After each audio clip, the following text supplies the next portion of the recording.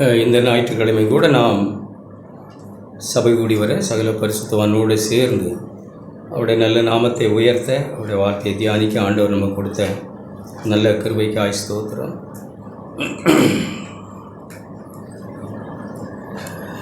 கைகளினால் கட்டப்பட்ட கோயில்களில் அவர் வாசமாக இல்லை என்று அவர் வெகு காலத்துக்கு முன்பே சொல்லிவிட்டார். ஆண்டவர், நான் மனுஷரால் கைகளினால் கட்டப்பட்ட கோயில்களில், அப்போஸ்தலர் நடவடிக்கைகள் 17ஆம் அதிகாரம்.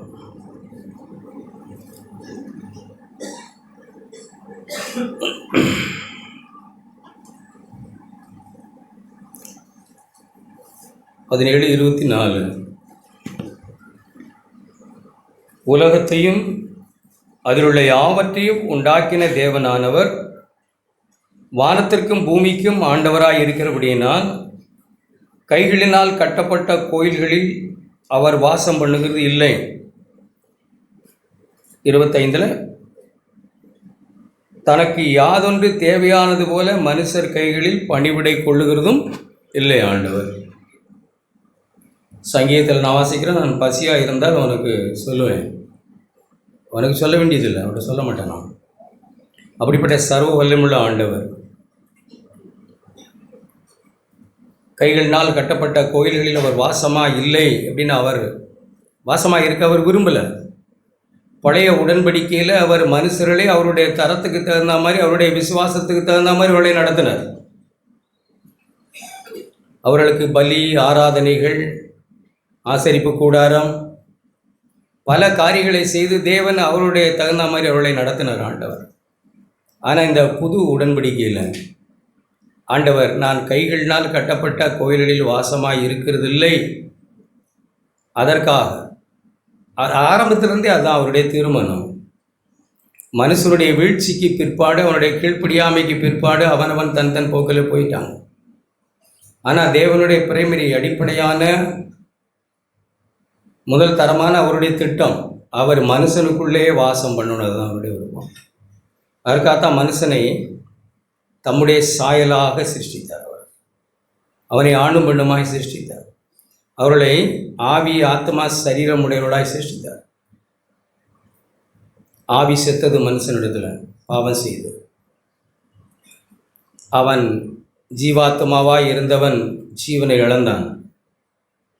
அவன் ஆத்மாவும் சரீரமும் வெறும் ஆத்மாவும் சரீரமுடைய மனுஷனாய் மாறி போனான். அவனிடத்தில் தேவனால் வாசம் பண்ண முடியாமல் போனது. இப்பவும் தேவன் நம்முடைய சரீரத்தில் அல்ல, நம்முடைய ஆத்மாவில் அல்ல, நம்முடைய ஆவியில் தான் தேவன் வாசம் பண்ணுகிறார். தேவன் நம்முடைய ஆவியைத்தான் உயிர்ப்பித்தார். இந்த உடம்பை குலுக்கலை, இந்த உடம்பில் எதுவும் நடக்கலை. மனுஷிகமாய் மதவாதிகளாக இருந்தால் இந்த உடல் அசைவுகள் அல்லது இந்த உடலில் ஏற்படுகிற காரியங்களை உணர்ச்சி வசப்பட்டு தேவன் ஏதோ செய்கிறது போல அநேக கிறிஸ்தவர்கள் அப்படித்தான் இருக்கிறார். ஆவியை பெற்றோம் என்று சொல்லி அவர்கள் உழுந்து பிறண்டு அலறி ஆடி எப்படி எல்லாமும் நடக்கிறார். ஆனால் தேவன் அப்படி இல்லை. தேவன் ஆவியில் வாசம் பண்ணுகிறார். உள்ளான மனுஷனில் அவர் வாசம் பண்ணுகிறார். சரீரத்தில் அல்ல, ஆத்மாவில் அல்ல அவர். அதனால தான் தேவன் நம்முடைய ஆவியை உயிர்ப்பித்தார் எழுதி. அக்கிரமங்களிலும் பாவங்களிலும் மரித்தவர்களாக இருந்த நம்மை தேவன் உயிர்ப்பித்தார். அங்கே தான் அவர் வாசம் பண்ண விரும்பி மரித்து கிடந்த நம்மை உயிர்ப்பித்து அவனை தேவனுடைய ஆலயமாக்கி 1 கொரிந்தியர் 3ஆம் அதிகாரம் நம்ம வாசிக்கிறோம். 16வது வசனம், 3:16. நீங்கள் தேவனுடைய ஆலயமாய் இருக்கிறீர்கள் என்றும் தேவனுடைய ஆவி உங்கள் ஆவியுடனேன்னு அர்த்தம். தேவனுடைய ஆவி உங்கள் ஆவியுடனே வாசமாக இருக்கிறார் என்றும் அறியீர்களா? அவர் சரீரத்தில் அல்ல, ஆத்மாவில் அல்ல, அவர் ஆவியிலே வாசம் பண்ணுகிறார். நம்முடைய ஆவியிலே வாசம் பண்ணுகிறார். அந்த ஆவியை உயிர்ப்பித்து மனுஷனை தேவனுடைய ஆலயமாக்குது. அவ்வளோ பெரிய பொறுப்பாய் நம்மை தேவன் நம்மளே தங்கி. இன்னும் ஒரு வார்த்தையை வாசித்தோம், 6ஆம் அதிகாரம், 1 கொரிந்தியர் 6ஆம் அதிகாரம். பாவத்துக்கு நாம் ஏன் விலகி ஓடணும் அப்படின்னு அந்த அதிகாரத்தில் பேசப்படும். கர்த்தரோடு நாம் ஏன் இசைந்து இருக்கணும், ஒரே ஆவியாக இருக்கணும். அப்படின்னு பேசப்படுது. 17ஆம் வசனத்தில் கர்த்தரோடு இசைந்திருக்கிறவனும் அவருடனே ஒரே ஆவியா இருக்கிறான்.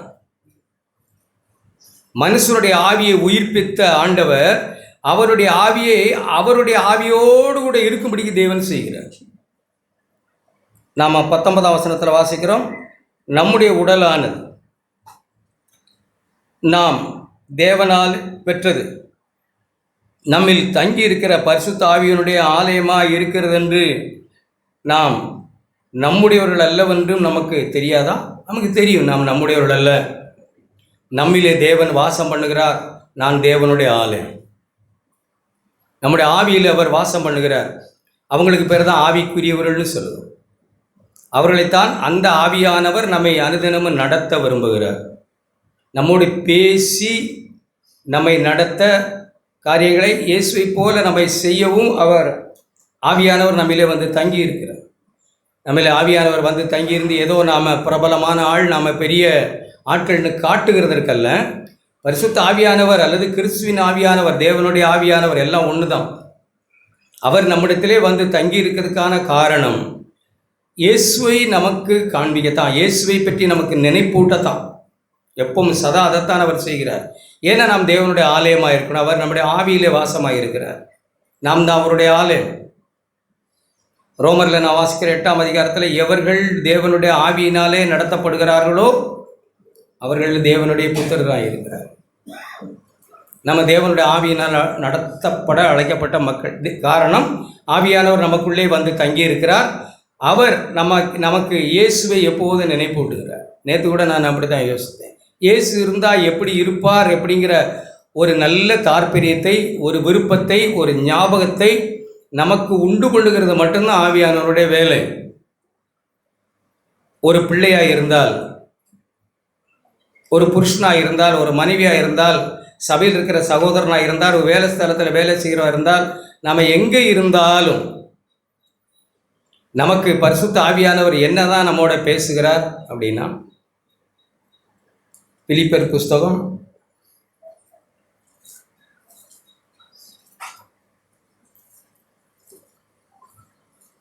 2ஆம் அதிகாரம்.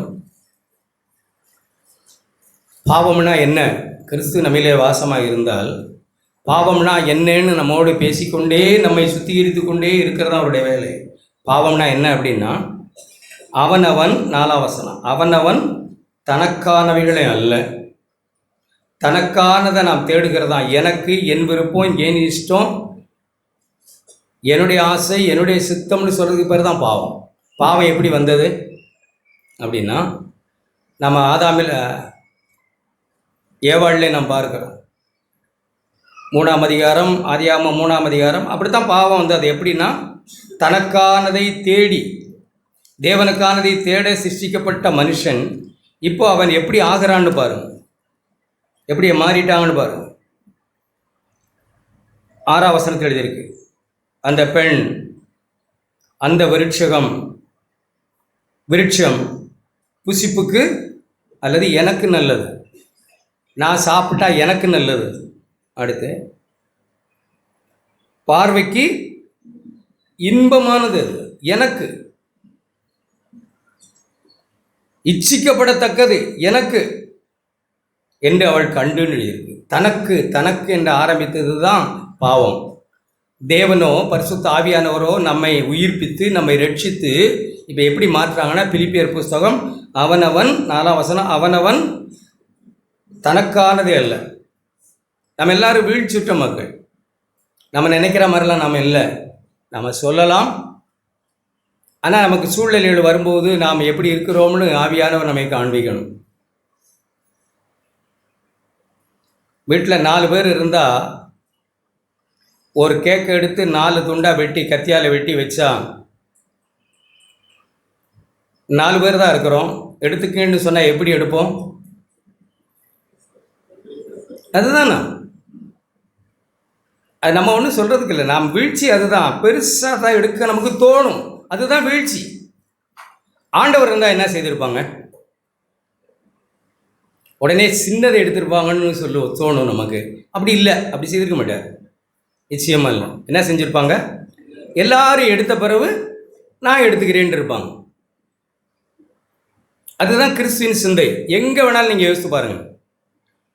இப்படி தனக்கானதை தேடாத ஒரு ஆண்டவர், இந்த பூமியில் மாம்சம் இரத்தமானவர், தனக்கானதை தேடி வீழ்ச்சுற்று சபிக்கப்பட்டு தேவனை விட்டு துரத்தப்பட்டு ஆலயமாக இருக்க வேண்டியவன் இப்படி போயிட்டான். இப்போ ஆலயமாக்க வந்த கர்த்தர், நம்மை ஆலயமாக்க வந்த கர்த்தர், நீ ஆலயமாயிருன்னு சொல்லிடல. அப்படி அவர் இந்த பூமியில் வந்து நம்மை போல பாடுள்ள மனுஷனாய் வந்து சோதிக்கப்பட்டு அவர் எப்படி இருந்தார் அப்படின்னா, தனக்கானதை எங்கேயும் தனக்கானது அல்ல. ஒரு வேலை ஸ்தலத்துக்கு போகிறோம், ஒரு ஸ்கூலுக்கு போகிறோம், காலேஜுக்கு போகிறோம், எங்கே வேணாலும் நீங்கள் பாருங்கள், சில பிள்ளைகள் எப்போவுமே ஐசோலேட் ஆக்கி வச்சுருவாங்க. படிக்காமல் இருக்கலாம், ஒரு கொஞ்சம் நல்ல பிரிட்டியாக எப்படி சொல்கிறது, கொஞ்சம் அழகாக இல்லாமல் இருக்கலாம், கொஞ்சம் ஏதோ இயலாமையாக இருக்கலாம். கண்ணை விழித்து பாருங்கள் நம்முடைய மாம்சம் எப்படிப்பட்டதுன்னு. அப்படிப்பட்ட பிள்ளைகள் நீ வேண்டாண்டா நீ வேண்டாண்டா அப்படின்னு ஒதுக்கியே வைப்பாங்க. கலருக்கெல்லாம் இந்த காலம் பெரிய மதிப்பு கொடுக்குற காலம், தோல் சிவப்புக்கு. அதனால தான் பெரிய பியூட்டி பாரோடையே பிள்ளைகள் நடமாடுது எங்கேயுமே. ஒரு சகோதரன் சொன்னார், நமக்கு கல்யாணம் நம்ம சபையில் தான் இருக்கிறாரு, அவர் ஒரு பொண்ணு பார்த்தாருன்னு சொன்னார். அவர் பொண்ணு பார்த்தபோது நான் டெய்லி மேக்கப்பில் தான் இருப்பேன். பியூட்டி பாருக்காக 30,000 கூட ஒரு மாதம் நான் செலவு பண்ணுவேன். டெய்லி ஃபுல் மேக்கப்பில் தான் இருப்பேன். நாங்கள் ஆத்தா நீ வேணாமான்னு வந்துட்டார், நம்ம சகோதரன் தான் வந்துட்டார். என்ன செய்கிறது? அப்படிப்பட்ட ஒரு காலத்தில் இருக்கிறோம். ஆண்டவர் இருந்தால் எப்படி இருப்பாங்க? உண்மையாகவே ஆண்டவர் இருந்தால் அவர் தனக்கானதை நிச்சயமாகவே தேட மாட்டார். எப்படி இருப்பாங்கன்னு நினைக்கிறீங்க? அப்படி ஒதுக்கப்பட்டு அப்படி தள்ளப்பட்டு யாரும் கண்டுக்காத ஒரு பிள்ளையத்தான் அவர் போய் சும்மா அப்படி தான் இருப்பாங்க. அவர் தனக்கானது தேட மாட்டாங்க. தனக்கு ஃப்ரெண்டெல்லாம் அப்படி தேட மாட்டாங்க. தனக்கு பிரியமானது, தனக்கு இஷ்டம் அப்படி தேட மாட்டாங்க. தனக்கானதை தேடாமல் எப்படி எழுதியிருக்கு? அவனவன் தனக்கானவைகளை அல்ல பிறருக்கானதை எங்கேயும். கிறிஸ்துவின் சிந்தைன்னு அடுத்த வசனம் எழுதியிருக்கு. கிறிஸ்துவின் சிந்தை என்ன? கிறிஸ்து இயேசுவில் இருந்த சிந்தை என்ன? உங்களில் இருக்க கடவுள்னு எழுதியிருக்கு. கிறிஸ்துவின் சிந்தை என்ன? தனக்கானது. எங்கே வந்தாலும் சபைக்கு வந்தால் சின்ன பிள்ளைகள், வாலிபர்கள், வயசானவங்க போய் சொல்கிறேன், நீங்கள் அதை செஞ்சு ப்ராக்டிஸ் பண்ணு. இதெல்லாம் ஒன்றும் நம்ம வாழ்க்கையில் ஒரு நாளில் நடக்கிறதில்ல. வயசானவங்க ஒருவேளை படி இறங்கி ஏறி சாப்பாடு வாங்க கூட முடியாமல் இருக்கலாம். பிள்ளைகள் இப்போ இருந்தே நம்ம பழகணும். அப்படி யார் முடியாமல் இருக்கிறா, யாருக்கு தண்ணி கொடுக்கலாம், சாப்பாடு வாங்கி கொடுக்கலாம். அப்படி தான் பரிசுத்த ஆவியானவர் ஒரு மறுபடியும் பிறந்த ஒரு பிள்ளைக்கு கிறிஸ்துவைத்தான் காண்பிக்கிறார். கிறிஸ்து இருந்தால் எப்படி இருப்பாங்க அப்படிங்கிற ஒரு ஆழமான பரிசுத்த ஆவியானவர் கிறிஸ்துவின் சுபாவத்தை நமக்கு காண்பிக்கிறாங்க. ஓடி வயசாக நீங்கள் போகிறங்க, நான் சாப்பாடு வேண்டும் தாரேன், தண்ணி கொடுக்குறேன். எப்பவும் அப்படி கண்களை சுற்றி பார்க்க நாம் குறைவுபடலாம். ஆனால் அதற்காகத்தான் ஆண்டவர் வந்தார். இதெல்லாம் ஒரு நாளில் கற்றுட்டோம் தேறிட்டோம்னு இல்லை. இது நம்ம பழகணுன்னா அது நம்ம சுபாவமாய் மாறிடும் ஒரு நாளில். இதெல்லாம் ஆரம்பத்தில் நம்ம பழகணும். என்னிடத்தில் கற்றுக்கொள்ளுங்கள்னு தான் அழைச்சாங்க ஆண்டவர். மத்தேயு 11:29 நான் சாந்தமும் மனத்தாழ்மையுமா இருக்கேன் அப்படின்னா கற்றுக் கொடுப்பேன்னு அர்த்தம். கற்றுக் கொடுக்க தயங்க மாட்டேன்னு அர்த்தம். கற்றுக் கொடுக்க சலிக்க மாட்டேன்னு அர்த்தம். நீ சாகிற வரைக்கும் நான் கற்றுக் கொடுப்பேன். நான் இந்த பூமியில் இருக்கிற வரைக்கும் என்றென்றைக்கும் இருக்கிற நான் உனக்கு கற்றுக் கொடுக்கறதில் சலிக்க மாட்டேன். நான் சாந்தமும் மனத்தாழ்மையுமா இருக்கேன். என்னிடத்தில் கற்றுக்குங்க. கற்றுக் கொடுக்க ஏதாவது ஒரு டேட் வச்சாங்களா? 5 வருஷத்தில் நீங்கள் இப்படி ஆகிடணும், 7 வருஷத்தில் இப்படி ஆகிடணும்னு இல்லை. அப்படி இல்லை. நாம் ஞானத்தில், யாக்கோபு சொல்கிறார், ஞானத்தில் குறைவுள்ளவனாக இருந்தால் யாவருக்கும் சம்பூர்ணமாய் கொடுக்கிறவரும் ஒருவரையும், அதான் சாந்தமும் மனத்தாழ்மையுமாக இருக்கிறார். அவர் கற்றுக் கொடுக்கறதில் ஆவலாக இருக்கிறார். நம்முடைய ஆண்டவர் என்ன கற்றுக் கொடுக்க ஆவலாக இருக்கிறார்? சாந்தத்தையும் மனத்தாழ்மையும். என்னத்தை கற்றுக் கொடுக்க ஆசையாக இருக்கிறார்? தனக்கானதை அல்ல பிறருக்கானதை தேட, கிறிஸ்துவை போல ஒரு ஆவியில், கிறிஸ்துவை போல மனசில் அப்படி நடக்க அவர் கற்றுக் கொடுக்க ஆசையாக இருக்கிறார். அப்படி கிறிஸ்து இயேசுவில் இருந்த சிந்தையே உங்களிலும் இருக்கு. எங்கே போனால் நாம் அப்படி மாறத்தான் நம்ம எல்லாரும் அழைக்கப்பட்டிருக்கோம். இப்படி தேவன் வாசம் பண்ணுகிற ஒரு ஆலயமாய் குட்டி குட்டி நம்ம எத்தனையோ ஆண்டுகளாக கேட்டுட்டு தர குட்டி குட்டி இயேசுவாய். ஆலயத்துக்கு எங்கேயும் போக தேவையில்லை. தேவன் வாசம் பண்ணுகிறார். நமக்குள்ளே வாசம் பண்ணுகிறதை ஜனங்கள் பார்க்கவும், ஜனங்கள் நமக்குள்ளே வாசம் பண்ணுகிற தெய்வத்தை நுகரவும், மோர்ந்து பார்த்து வாசனை பிடிக்கவும், இவங்களுக்குள்ள தெய்வம் இருக்கிறார்னு சொல்லவும், அப்படியெல்லாம் நம்மை மாற்றும்படிக்கு தேவனுடைய ஆவியானவர் நமக்குள்ளே வந்து நம்மை தேவனுடைய ஆலயமாய் மாற்றுகிறார். அப்படி மாற்றும்படிக்கு, அப்படி தேவனுடைய ஆலயமாய் நம்மை ஆழமாய் அவருடைய சிந்தையுடைய மக்களாய் நம்மை மாற்றும்படிக்கு அவருடைய கிருபை நம்மேல் நிழலிட்டது.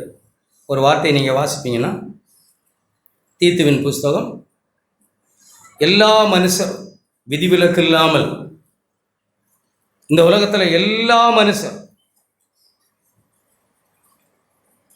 தீத்துவின் புஸ்தகம் 2ஆம் அதிகாரம் 11ஆம் வசனம், எல்லா மனுஷரும் ரட்சிப்பை, எல்லா மனுஷருக்கும் ரட்சிப்பை அளிக்கும் தேவ கிருபையானது பிரசன்னமாகிறதுக்கு கிறிஸ்து மூலமாய், தேவனுடைய ஆலயமாய் மாற்றக்கூடிய கிருபை கிறிஸ்து மூலமாய் எல்லா மனுஷரையும் மாற்றக்கூடிய, அவரை விசுவாசித்து மறுபடியும் பிறந்து மனம் திரும்பின, தேவனுடைய ஆவியை பெற்ற இங்கே உட்கார்ந்துருக்கிற ஒரு பிள்ளையும் தப்பாக நீங்கள் விளங்கிக் கொள்ளக்கூடாது. இயேசுவே ஆண்டவர், இயேசுவே கர்த்தர், அவர்தான் என் தேவன். ஆண்டவர் என்று சொன்னால் என்னை ஆளுகிறவர், சகல விதத்திலும் அவர் என் ராஜா என்று நம்ம இடம் கொடுக்கிறது ஆண்டவர். அவரை ஆண்டவர் இரட்சகரமாக ஏற்றுக்கொண்ட, விசுவாசித்து மறுபடியும் பிறந்த, மனம் திரும்பின, தேவனுடைய ஆலயமாக்கப்பட்ட எந்த பிள்ளையும், அது யாராக இருந்தாலும், இங்கே எழுதியிருக்க ஒரு குடும்பத்தை பற்றி கூட நான் வாசிக்கலாத இந்த 2ஆம் அதிகாரத்தை, ஒரு குடும்பமாக கூட அப்படி நம்ம யோசிக்கலாம். அங்கே எல்லாரையுமே எழுதியிருக்கு. எல்லா மனுஷரும் ரட்சிப்பு அளிக்கத்தக்க தேவ கிருபையானது பிரசன்னமாக இருக்குது. யாருன்னு பாருங்க. முதிர் வயதுள்ள புருஷர், 2ஆம் வசனம், 2ஆம் அதிகாரம் தீத்து 2:2. இவங்கெல்லாம் யாரும் எங்கே இருக்கிறவங்க? வீடுகளில், அப்படி வச்சுக்கோங்க, வீடு, நம்முடைய வீடு அப்படி எடுத்துக்கலாம். முதிர் வயதுள்ள புருஷர், முதிர் வயதுள்ள பெண்கள், 3ஆம் வசனம். பாலிய பெண்கள், 4ஆம் வசனம். பாலிய புருஷர், 6ஆம் வசனம். இதெல்லாம் எங்கே இருக்கிறாங்க? ஒரு வீட்டில். எல்லா மனுஷரும் A to Z, யாரெல்லாம் மனம் திரும்பி மறுபடியும் பிறந்தவர்களோ அவர்களெல்லாம், எல்லா மனுஷர் ரட்சிப்பை, எல்லா மனுஷரும் ரட்சிக்க, எப்படி எழுதியிருக்கு? எல்லா மனுஷருக்கும் ரட்சிப்பை அளிக்கத்தக்க. அப்படின்னா இப்படியெல்லாம் விசுவாசித்து வந்த, பட்சபாதம் இல்லாத, வேற்றுமை இல்லாத, இவங்க அவங்கன்னு இல்லாத எல்லா மனுஷரையும், முதிர் வயது ஸ்திரீகள், முதிர் வயசு ஆண்கள், பாலிய ஸ்திரீகள், புருஷர்கள், பிள்ளைகள், எல்லாரையும் ரட்சிப்பை அளிக்கத்தக்க. ரட்சிப்புனா நம்ம என்ன வழங்குகிறோம்? ரட்சிப்புனா பாவத்திலிருந்து விடுதலை, பாவ மன்னிப்பு, மகிமை அடைதல், எல்லாம் சேர்ந்தது தான் ரட்சிப்பு. ரட்சிப்புன்னு சொன்னால் நம்முடைய பாவம் மன்னிக்கப்பட்டு, நான் மனம் திரும்பி பாவம் மன்னிக்கப்பட்டு, நான் ஞானஸ்நானம் எடுத்து தேவனுடைய பிள்ளை என்ற அதிகாரம் பெற்று, ஆவியானவராலே சாட்சி பெற்று, அவருடைய ஆவியினால் நடத்தப்பட்டு வாழ்ந்து கொண்டிருக்கிற நான், எல்லா வகையிலும் கிறிஸ்துவை போல, கிறிஸ்து இயேசுவிலிருந்த சிந்தையாய் நான் மாறும்படிக்கு அவ்வளவு பெரிய ரட்சிப்பை, விடுதலையை அளிக்கத்தக்க, எல்லா வகையிலும் பாவத்திலிருந்து விடுதலை, பாவ மன்னிப்பு, பாவத்திலிருந்து விடுதலை, பரிசுத்தமாகுதல், மகிமை அடைதல், முழு நம்பிக்கையும் அப்படி அவனுக்கு கொடுக்கும்படிக்க தேவ கிருபையானது பிரசன்னமாக இருக்கிறது. ஒரு வசனத்தை நீங்கள் வாசித்தீங்கன்னா, 9ஆம் வசனம் அப்படி எழுதிருக்கணும். வேலைக்காரர், இப்படி எல்லாரும் ரட்சிக்கப்பட நாங்கள் எழுதியிருக்கு. எல்லா மனுஷரும் நம்ம பூரணத்தை நோக்கி பூரணம் அடைய முடியும், பூரணத்தை நோக்கி ஓடணும், பூரணராகிய கிறிஸ்து நம்மை பூரணப்படுத்துவார். எல்லாரையும் சாக்கு போக்கே சொல்லக்கூடாது.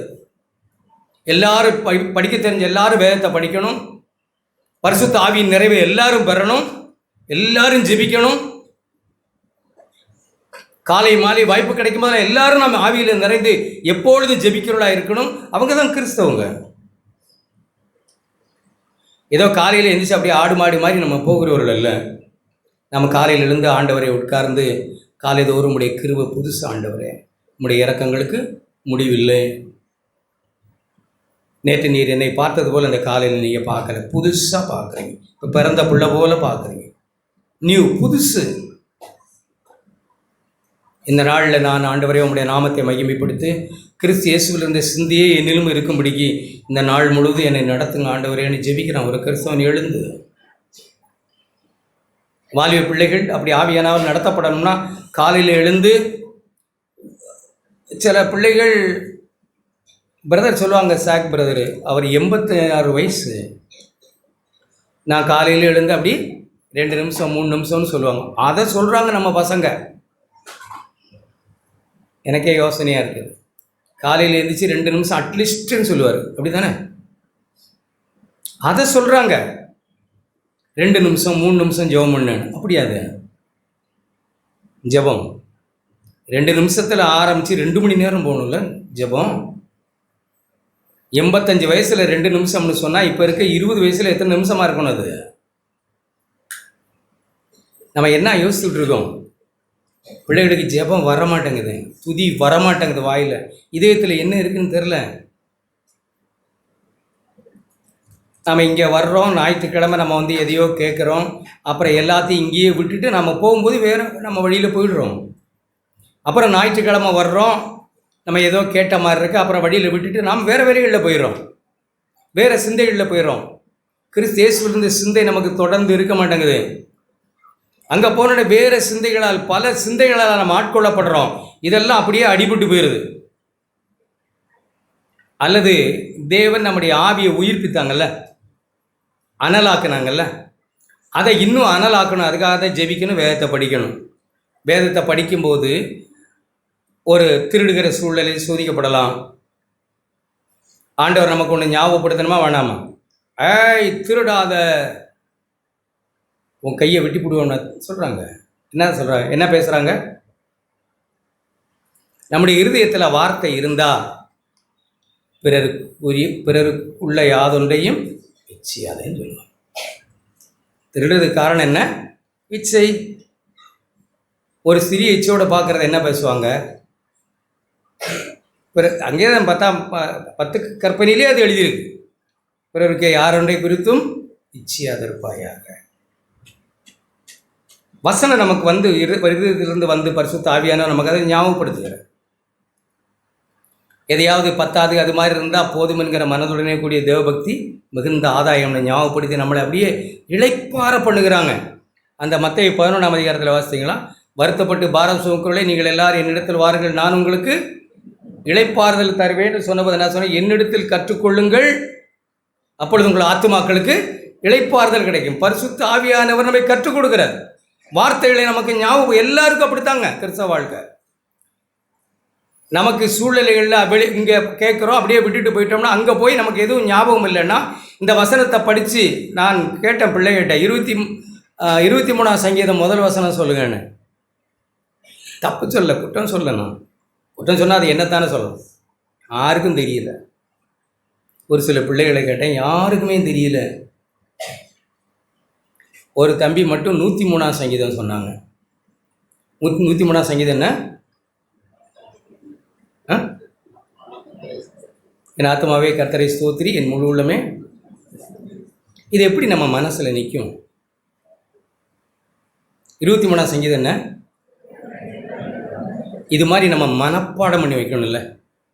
சில குறிப்பிட்ட வசனங்களை நம்ம மெமரி பண்ணி நம்முடைய மனசில் ஏற்றணும்ல. தேவனுடைய வார்த்தையால் நம்ம நிரம்பி இருக்கணும்ல. நம்முடைய இருதயத்தில் தேவனுடைய வார்த்தை நிரம்பி இருக்கணும்ல. இயேசுவிலே இருந்தது போல பிசாசு வந்து சொன்னான், இந்த கல்லை இங்கே வந்து கேட்குறோம், அப்புறம் அங்கே போய் அதெல்லாம் விட்டுறோம். வேறு எதுனாலேயோ நம்ம அந்த தந்த ஆவியை தண்ணியை ஊற்றி அவிச்சு போட்டுடுறோம், அணைச்சி போட்டுடுறோம். அதை அந்த அனலாக ஆக்க மாட்டோம். திரும்ப திரும்ப அது ஒரு அனலாக ஆகிறது இல்லை. வீட்டுக்கு போனால் பசங்க தப்பாக விளைவிக்க வேண்டியதில்லை, மொபைலை கையில் எடுத்து அதை அப்படியே அணைச்சி போட்டுறது. வீண் பேச்சு. ஆண்டவர் நமக்குள்ளே இருந்து நம்மளை என்ன சொல்கிறாங்க? நீ என்னுடையவன், நீ என்னுடையவன், பி செப்பரேட். நீ தனிச்சு நிற்கணும், நீங்கள் சேரக்கூடாது, நீ இப்படி பேசக்கூடாது. யாரோ ஒருத்தர் வந்து நம்மளை நடத்துறது இல்லை. எங்கேயும் வந்து யாரோ நம்மளை கண்காணிக்கிறது இல்லை. நமக்குள்ளே இருக்கிற ஆண்டவர், நீ என்னுடையவன், நீ இதில் இப்படி பேசக்கூடாது, இப்படி செய்யக்கூடாது, நான் இப்படி இல்லை, உனக்குள்ளே இருக்கிற ஆவியானவர் அப்படி இல்லை, நீ தனிச்சிருக்கணும், நீ பிரிஞ்சிருக்கணும், நீ பேசக்கூடாது, போகக்கூடாது. துதிக்கிறதுக்கு அவ்வளோ கஷ்டமாக இருக்குது. இந்த சினிமா ஹீரோக்களை கண்டு ஜனங்கள் என்ன செய்கிறாங்க? உயிரே அவனோட பிரச்சனையே கிடையாது. வாரமாக இருக்கான், சட்டையை கிழிச்சுக்கிட்டு, தண்ணியாவது வெயிலாவது பசியாவது கர்த்தரை ஒரு 5 நிமிஷம் வாரமாய் துதிக்கிறதுக்கு நமக்கு எழுப்புது இல்லைங்க. நான் தப்பு சொல்லலை. 10 நிமிஷம், ஒரு 5 நிமிஷம், 2 நிமிஷம் தொடர்ந்து ஆண்டவரை வாரமாய் துதித்து போற்றி புகழ மகிமைப்படுத்த நமக்கு உற்சாகம் இருக்கிறதுல. காரணம், அநேக விஷயங்கள் நம்மளை அமுக்கி போட்டுடுது. விழுந்த விதை மேலே முள் செடிகள் முளைச்சி அமுக்கி போட்டுடுது, வளர விடாமல். வாயில் வார்த்தை வரமாட்டேங்குது, ஏன்னா இருதயத்தில் இல்லை. சோதனை வரும்போது எதுவுமே ஞாபகம் இல்லை. போகிற போக்கில் போய் முட்டி, ஆஹா நான் அவருடையவன், அப்போ வருது யோசனை. நீ என்னுடையவன் நமக்குள்ளே சொல்லி நம்மை திடப்படுத்துகிற, தைரியப்படுத்துகிற ஒரு ஆண்டவர் நமக்குள்ளே இருக்கிறார். நீ என்னுடையவன், நான் உன்னை சிநேகித்தேன், தாயின் கர்ப்பத்தில் உன்னை தெரிந்து கொண்டேன், நீ இப்படி இருக்கக்கூடாது, உன்னை நீ தனிமைப்படுத்தத்தான் வைக்கணும். நீ இந்த பொற்சிலையை வணங்கணும்னா வணங்க மாட்டோம். நீங்கள் பார்த்துருப்பீங்க சில வீடியோ கிளிப்பு, எத்தனையோ ஆயிரக்கணக்கான ஜனங்கள் அப்படியே விழுந்து அந்த சிலையை வணங்குறாங்க. எங்கே அது எழுதியிருக்கு? தானியேல் புஸ்தகத்தில். ஆயிரக்கணக்கான ஜனங்கள் முகம் குப்புற விழுந்து அப்படியே குப்புற கிடக்கிறாங்க. 3 பேர் அப்படியே நெல்லுக்கதிர் மாதிரி நிற்கிறாங்க. இதை யார் தான் சொன்னது?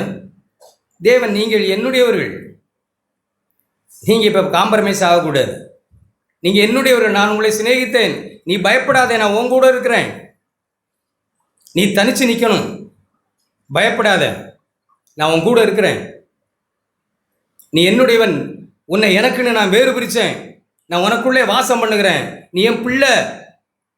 நான் இருந்தால் இப்படி இருக்க மாட்டேன். தவறுகள் இருக்கலாம், ஆண்டவரே நீங்கள் இருந்தால் எப்படி இருக்க மாட்டேங்க, என்ன மன்னியும், என் மேலே கிருபையாயிரும். அப்படி நம்ம ஒவ்வொருவரும் ரட்சிப்பை அடைய முடியும். அதை எப்படி சொல்கிறான்னு பாருங்க. தீத்துவின் புஸ்தகம் 2ஆம் அதிகாரம். வேலைக்காரர் நம்முடைய இரட்சகராகிய தேவனுடைய உபதேசத்தை எல்லாவற்றிலும் அலங்கரிக்கத்தக்கதாக. நான் யோசித்தேன், எப்படி இப்போ ஒரு ஆயிரக்கணக்கான விலையுள்ள கண்ணை கவர்ற ஒரு துணி ஜவுளி கடையில் இருக்கு. ஜவுளி கடையில் சுருட்டி வச்சுருக்காங்க, அப்படி மடித்து வச்சுருக்காங்க.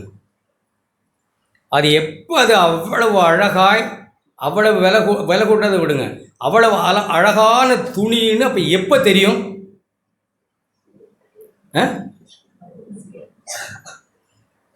நாம் உடுத்தும்போது எவ்வளோ அழகாக இருக்குது. அங்கே இருக்கும்போதா? இல்லை, நாம் உடுத்தும்போது. தேவனுடைய உபதேசம் எப்போ அலங்காரமாகுது? நாம் அதை அனுபவிக்கும் போது, நாம் நடக்கும்போது, பரிசுத்த அலங்காரத்துடனே.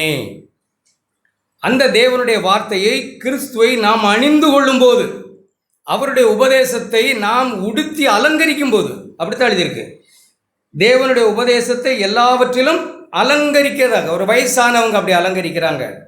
வயசானவங்களுக்கு ஏற்ற நடக்க, முடி நரைக்கிறது இல்லை, வயசானது நடக்கை. உங்களுக்கு எனக்கும் அதுதான் சவால். முடி நரைச்சிருக்கு, தலை நரைச்சிருக்கு, மீசை நரைச்சிருக்குங்கிறது இல்லை, நம்முடைய நடக்கை என்ன அழகா, வயசுக்கேற்ற நடப்பு. கிறிஸ்து இப்படி நடத்துகிறாங்க. பிள்ளைகள், வாலிபர்கள், யாராக இருந்தாலும் அந்த உபதேசத்தை நாம் நம்முடைய வாழ்க்கையில் கீழ்ப்படிந்து கை கொண்டு நாம் அணிந்து கொண்டு அதை அலங்காரமாய் ஆக்குகிறோம். எப்படின்னு அடுத்த வசனம் எழுதியிருக்கு, தங்கள் எஜமானுக்கு கீழ்ப்படிந்து. இப்படித்தான் எல்லாருக்கும் ரட்சிப்பு அளிக்கத்தக்க தேவக்கிருபை பிரசன்னமானது. வயசானவர்கள், புருஷன், வயசான ஸ்திரீ, பாலிய புருஷர், பாலிய ஸ்திரீகள், பிள்ளைகள் எல்லாரும் தேவனுடைய வசனத்தை அலங்கரிக்கணும்னு தான் பரிசுத்த ஆவியார் நமக்குள்ளே வந்திருக்காங்க. நமக்குள்ளே வந்து தேவனுடைய உபதேசம் நம்முடைய வாழ்க்கையை பார்க்குறவங்களுக்கு அலங்காரமாக தெரியணும், அலங்கோலமாக தெரியக்கூடாது. சிலருடைய வாழ்க்கைகள் அலங்கோலமாக இருக்குது, இருக்கக்கூடாது. அப்படி அழகாய் அலங்காரமாக இருக்கணும். கடவுள் ஆண்டவர் தம்முடைய ஆவியினாலே நம்மோட பேசி நம்மளை அலங்கரிக்கிறார், கிறிஸ்துவை போல நம்மளை மாற்றுகிறார். ஒருவேளை அது ஓவர் நைட்டாக நடக்கலை, ஒரு லைஃப் டைம் அவர் நம்மை மாற்றிக்கொண்டே இருக்கிறார். பரிசுத்தமாகுதல் நமக்கு கிடைக்கும் பலன், முடிவு நித்திய ஜீவன். பரிசுத்தமாகுதல் நம்முடைய வாழ்க்கையில் நடந்து கொண்டே இருக்கு. ஆண்டவரை பார்க்கிறோம், ஆவியானவர் நமக்கு கிறிஸ்துவை காண்பிக்கிறார், நம்ம மனம் திரும்புகிறோம், நம்மை சுத்திகரித்துக் கொள்கிறோம். எத்தனையோ இடத்துல எழுதியிருக்கு. 2 கொரிந்தியர் 3ஆம் அதிகாரம், கர்த்தருடைய மகிமையை கண்ணாடியில் காணுகிறது போல நாம் காணுகிறோம். யார் நமக்கு காண்பிக்கிறது? பரிசுத்த ஆவியானவர் வேதத்தை நமக்கு காண்பிக்கிறார். வேதத்தில் இருக்க கிறிஸ்துவை அவரை காண்பிக்கிறார். அவர் எப்படி இருந்தார்? அவர் இருந்தால் எப்படி இருந்திருப்பார் தான் நம்ம தியானிக்கிறோம், சதா தியானிக்கிறோம். அவர் வீட்டில் எப்படி இருந்திருப்பார்? 4, 5, 7, 8, 5, 6 பிள்ளைகளோடு இருந்தால் அவர் எப்படி இருந்திருப்பார்? வேலைஸ்தலத்தில் எப்படி இருந்திருப்பார்? அவர் எப்படி தனக்கானதை தேடாமல் பிறருக்கானதை தேடி இருப்பார்? 3 நாள் பிரசங்கிக்கிறார் இல்லையா? யாராவது சோடா வாங்கி கொடுத்தாங்களா? கூல்ட்ரிங்க்ஸ் ஏதாவது வாங்கி கொடுத்தாங்கன்னு நினைக்கிறேன். 3 நாள் பிரசங்கிக்கிறார். அவருக்கு வந்து சிந்தனை என்ன? இந்த ஜனங்கள் சோர்ந்து போவார்களே, அவர்தான் நம்முடைய ஆண்டவர், அவர்தான் நம்முடைய இரட்சகர், அத்தனை கரிசனை உள்ள தேவன். இந்த ஜனங்கள் வழியில் போகிறதுக்கு சோர்ந்து போவாங்களே, இவர்களுக்கு ஏதாவது ஆகாரம் கொடுங்க. எப்போமாவது அவர் சலிச்சதை பார்த்துருக்கீங்களா? நீங்கள் நம்ம அப்படி யோசிக்கிறோமா? இவ்வளோ நேரம் பேசிக்கிறீங்க, யாராவது ஒரு தண்ணி கொடுத்தீங்களா? எங்கே ராத்திரி தங்கினேன்னு கேட்டிங்களா? இல்லை, அப்படிலாம் அவர் நம்முடைய ஆண்டவர், அவரைத்தான் நம்ம உற்று கவனிக்கிறோம். தனக்கானதை அல்ல, சதா பிறருக்கானவே தேடின ஆண்டவர். அப்படி அவருடைய உபதேசத்தை நாம் எல்லாரும் அலங்கரிக்க வீட்டில் போனால், மனைவி, புருஷன், சில குடும்பங்கள், சில புருஷனுடைய வாயில் நான் கேட்குறது, பேய், பேய் இருக்கு. நமக்கு தெரிகிறது இல்லை, பேய் நம்மை பிடிச்சி ஆட்டுறது நமக்கு தெரியறதில்லை. எதுலனாலும் பிஸ்னஸ் நோக்கம் தான் நமக்கு. எதுலனாலும் பாருங்க, கிறிஸ்துவை போல இழக்கணும் பிஸ்னஸ் தான். அதுலேயும் தேவ பக்தியும் பிஸ்னஸ் தான். ஆண்டவர் தான், பரிசுத்த ஆவியானவர் தான் கிறிஸ்துவை நமக்கு காண்பித்து, அவர் எப்படி தனக்கானதை எப்போதும் தேடாமல் பிறருக்கானதையே எப்போதும் தேடினவராக இருந்தார். அப்படி அவருடைய உபதேசத்தை நாம் அலங்கரித்து அவருடைய நாமத்தை மகிமைப்படுத்தி, அது மாத்திரமல்ல, 12ஆம் வசனம், நாம் அவபக்தியையும் லௌகீக இச்சைகளையும் வெறுத்து, கிருபை வெளிப்பட்டிருக்கிறது. அந்த கிருபை அல்லது தேவ கிருபை, தேவனுடைய ஆவியானவர் நமக்கு என்ன செய்கிறார்னா, நம்மிடத்தில் இருக்க அவபக்தியையும் உலக இச்சைகளையும் வெறுத்து தெளிந்த புத்தியும் நீதியும் தேவ பக்தியும் உள்ளவர்களாய் இவ்வுலகத்திலே வாழ்ந்து, நாம் நம்பி இருக்கிறோமே, நம்முடைய குடியிருப்போ பரலோகத்தில் இருக்கிறது, அங்கே இருந்து நம்முடைய கர்த்தராகிய இயேசு கிறிஸ்து இரட்சகர் வர எதிர்பார்த்து கொண்டிருக்கிறோமே, அந்த ஆனந்த பாக்கியத்துக்கும் மகாதேவனும் நமது இரட்சகரமாக இயேசு கிறிஸ்துனுடைய பிரசன்னமாகுதலுக்கும் எதிர்பார்த்து கொண்டிருக்கும்படி கிருபை நமக்கு போதிக்கிறது. தேவ கிருபை அப்படித்தான் நம்ம போதிக்குது. ஏதோ புசிப்போம் குடிப்போம் சாவோம்னு இல்லை, ஆனந்த பாக்கிய வாழ்வுக்கு சபை எதிர்பார்த்துக்கிட்டு இருக்கு. அவருடைய பிரசன்னமாகுதலை எதிர்பார்த்து கொண்டிருக்கிறது சபை. அப்படி எதிர்பார்த்து கொண்டிருக்கிற சபை அவருடைய உபதேசத்தை எல்லா வகையிலும் குடும்பமாய், பிள்ளைகளாய், வயதானவர்களாய், சகோதரர்களாய், சகோதரிகளை எல்லா வகையிலும் ஒரு அலங்காரமாய் இருந்து, அப்படி தங்களை அலங்கரிக்கிறவங்க தான் அவருடைய வருகையை எதிர்பார்த்து கொண்டிருக்கிறோம். இங்கே எழுதியிருக்கிறபடி பிரசன்னமாகுதலை எதிர்பார்த்து கொண்டிருக்கிறோம் என்று அர்த்தம். அடுத்த வசனம், அவர் நம்மை சகல அக்கிரமங்களிலிருந்து மீட்டு கொண்டு தமக்குரிய சொந்த ஜனங்களாகவும் நற்கிரிகளை செய்ய பக்தி வைராக்கியம் உள்ளவர்களாகவும் நம்மை சுத்திகரிக்கும்படி நமக்காக தம்மை தாமே ஆண்டவர் ஒப்பு கொடுத்திருக்கிறார். அதை ஆண்டவர் செய்வார்.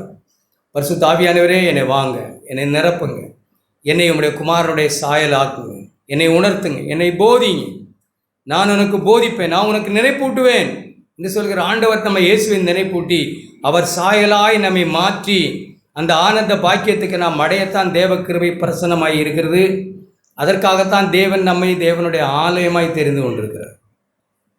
அவர் நம்மிலே வந்து வாசம் பண்ணுகிறது அதுக்காகத்தான். மனுஷரில் தான் வந்து அவர் வாசம் பண்ணணும்னு நினைத்தார். ஒரு கூட்ட ஜனத்தை அக்கிரமங்களின் பாவங்களில் மரித்தவர்களாய் இந்த நம்மை உயிர்ப்பித்து ஆலயமாக்கி நம்மிலே வந்து வாசம் பண்ணுகிறார். ஆமென். அவர் வாசம் பண்ணுகிற அவருடைய சாயலாய் நம்மை மாக்க, தேவ சாயலாய் நம்மை மாற்ற நம்மை ஒப்பு கொடுப்போம். மனம் திரும்புவோம். அவர் பேசும்போதெல்லாம் செவி கொடுப்போம். அவருடைய சத்தத்தை கேட்போம்.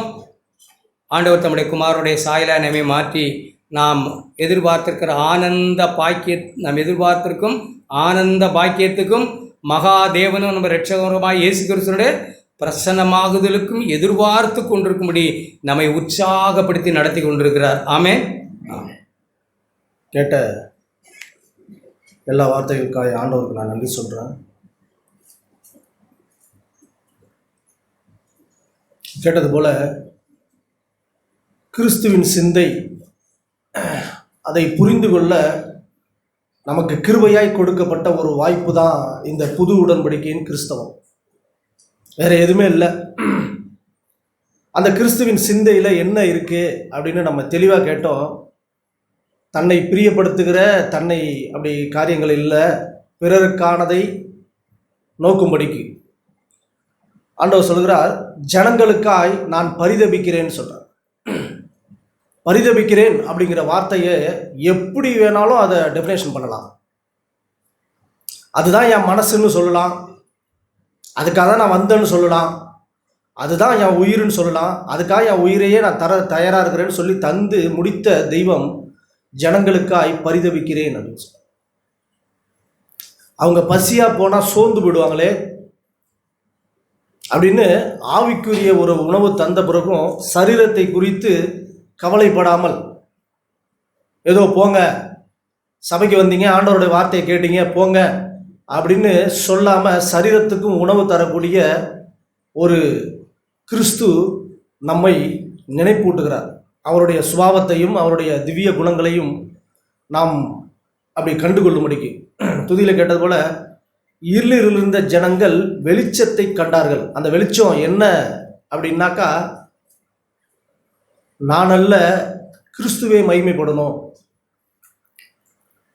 அப்படின்னு இருக்கிற யாரும் தேவனுக்கு முன்பாகவும் மனுஷனுக்கு முன்பாகவும் சுத்த மனசாட்சியை காத்துக்கொள்ள எப்போதும் ஆயத்தமாக இருப்பாங்க. இந்த கிறிஸ்தவ வாழ்க்கை ஏதோ இப்போ பிரதர் சொன்னது போல சரீரத்திலே நமக்குள்ளே ஆண்டவர் வாசம் பண்ணுகிறார். ஆண்டவர் சொல்கிறாங்க, உன்னதத்தில் வாசம் பண்ணின நான் இப்போ புது உடன்படிக்கை வந்து உனக்குள்ளே வாசம் பண்ணுகிறேன், அந்த ஆவி நொறுங்குண்டதாய் பணிந்த ஆவியாய் இருக்கணும்னு சொல்கிறாங்க. அப்படின்னா என்ன அப்படின்னு சொன்னாக்கா, நான் அல்ல ஆண்டவரே, இந்த ஆவியை உயிர்ப்பித்தீரே, உமக்கே நான் சொந்தம் அப்படின்னு சொல்லும்படிக்கு ஆண்டவர் நம்மை தெரிந்து கொள்ள விரும்புகிறார்.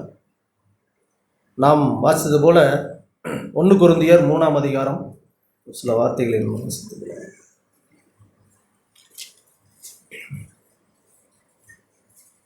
1 கொரிந்தியர் 3ஆம் அதிகாரம்